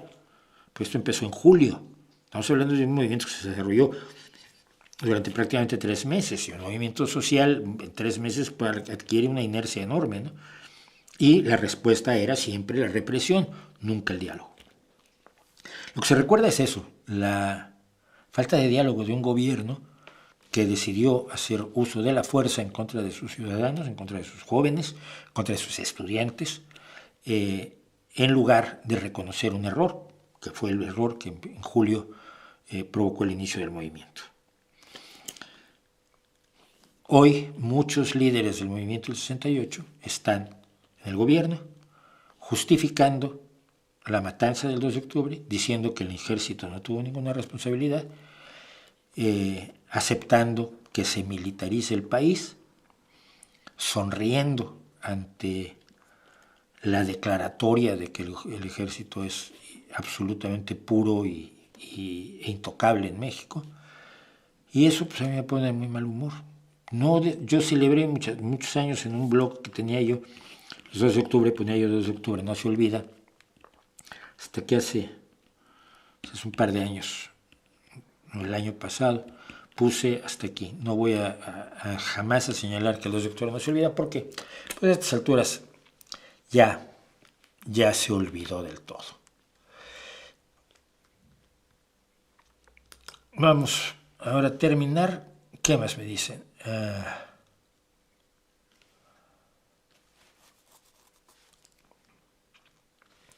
Bueno, había algo que quería yo comentar como cierre de hoy, hablando de la investigación científica. Y es esta historia de un medicamento muy extraño, que podría ser una maravilla o nada. Nadie lo puede asegurar en este momento. Pero la historia es la siguiente.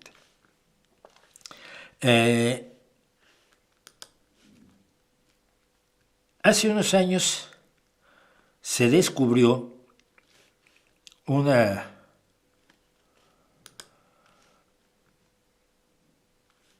no lo encuentro, espérense.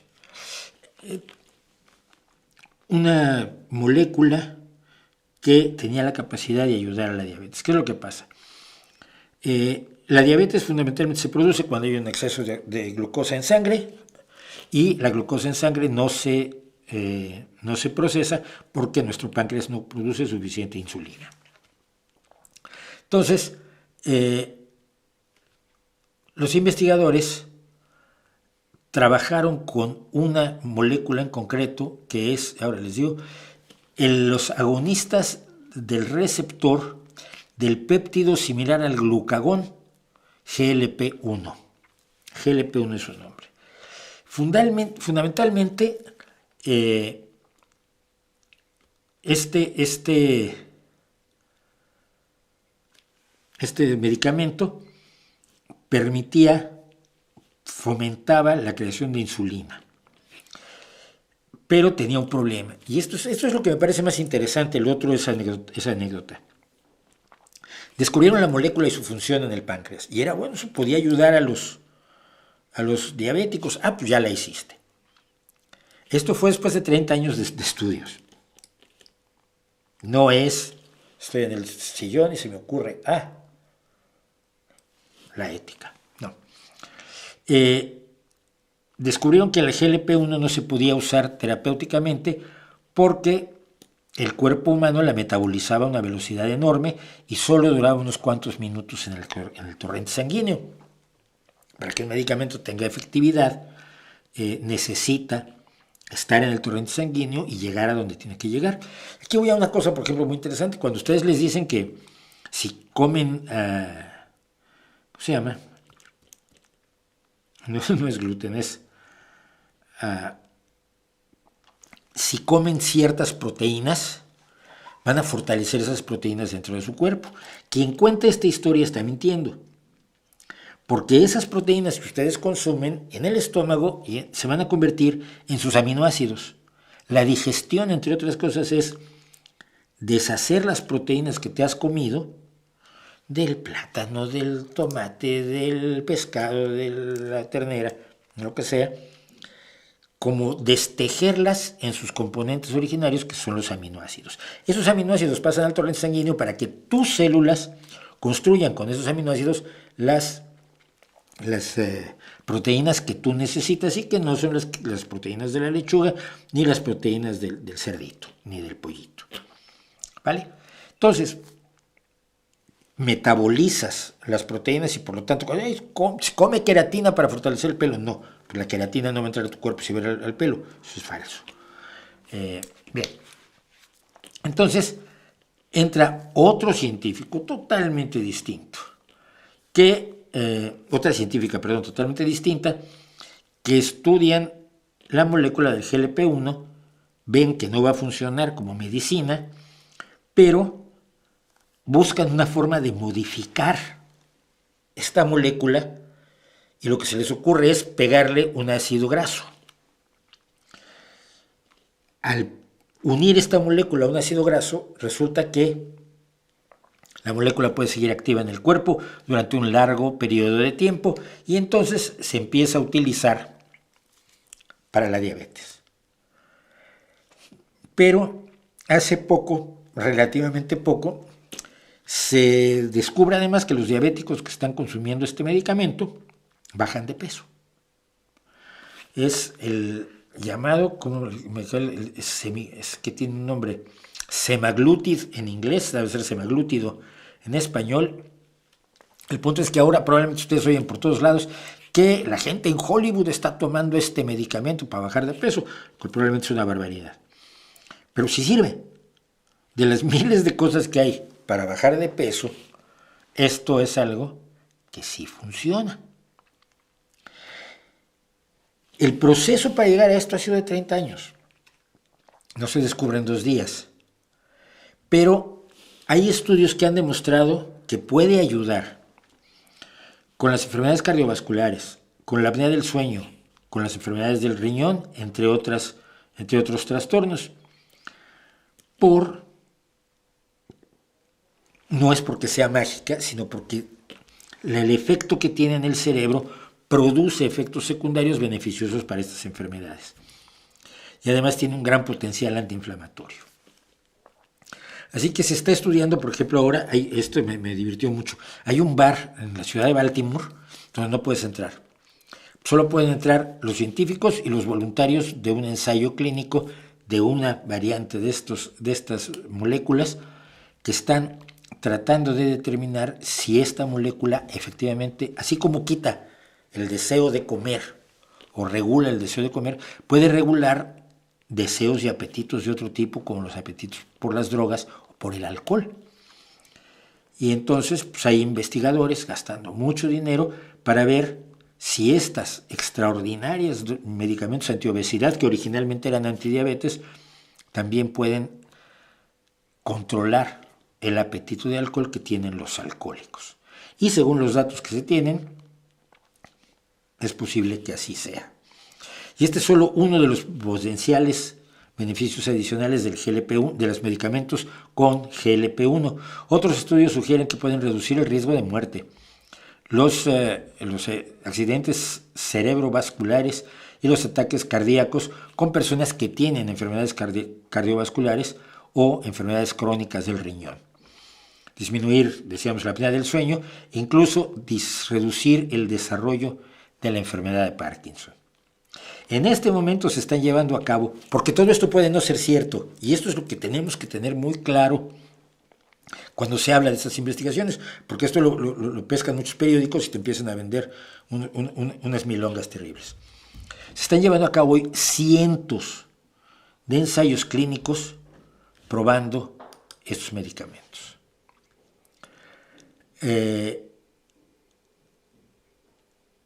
Hasta 45 distintas enfermedades están siendo sometidas a análisis con este medicamento.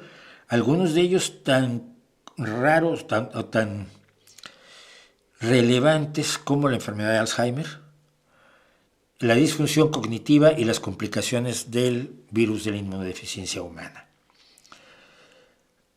¿Cuál es la propiedad clave de estos? Y ahora voy a hablar de estas personas.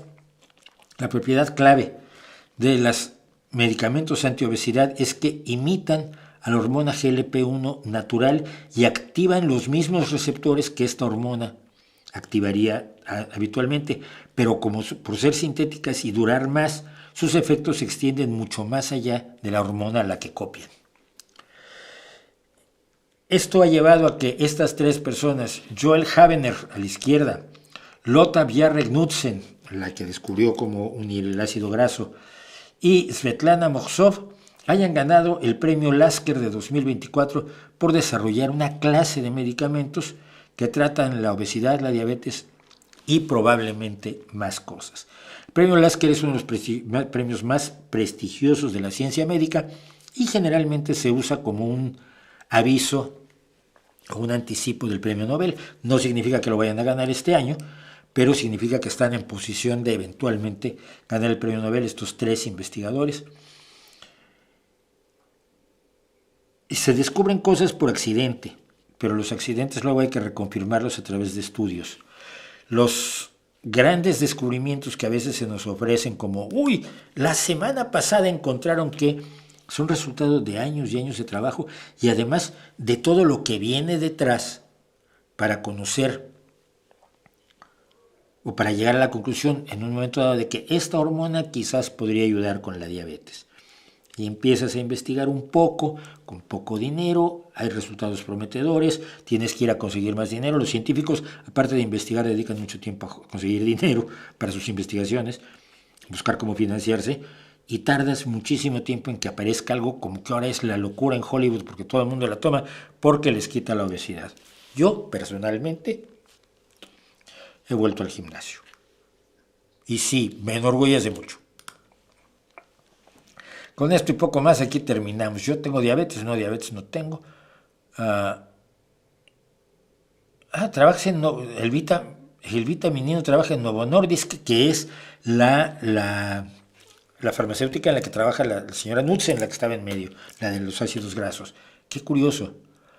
Semaglutida y es maravillosa, dice Vali Cartoon, que probablemente ya la probó. Bueno, si no me funciona, estamos trabajando, dice Elvita, esto me interesa mucho, estamos trabajando para introducir la semaglutida, perdón, no lo sabía pronunciar en español, todo lo leo en inglés, lo siento, en pastilla a Latinoamérica, es más barata.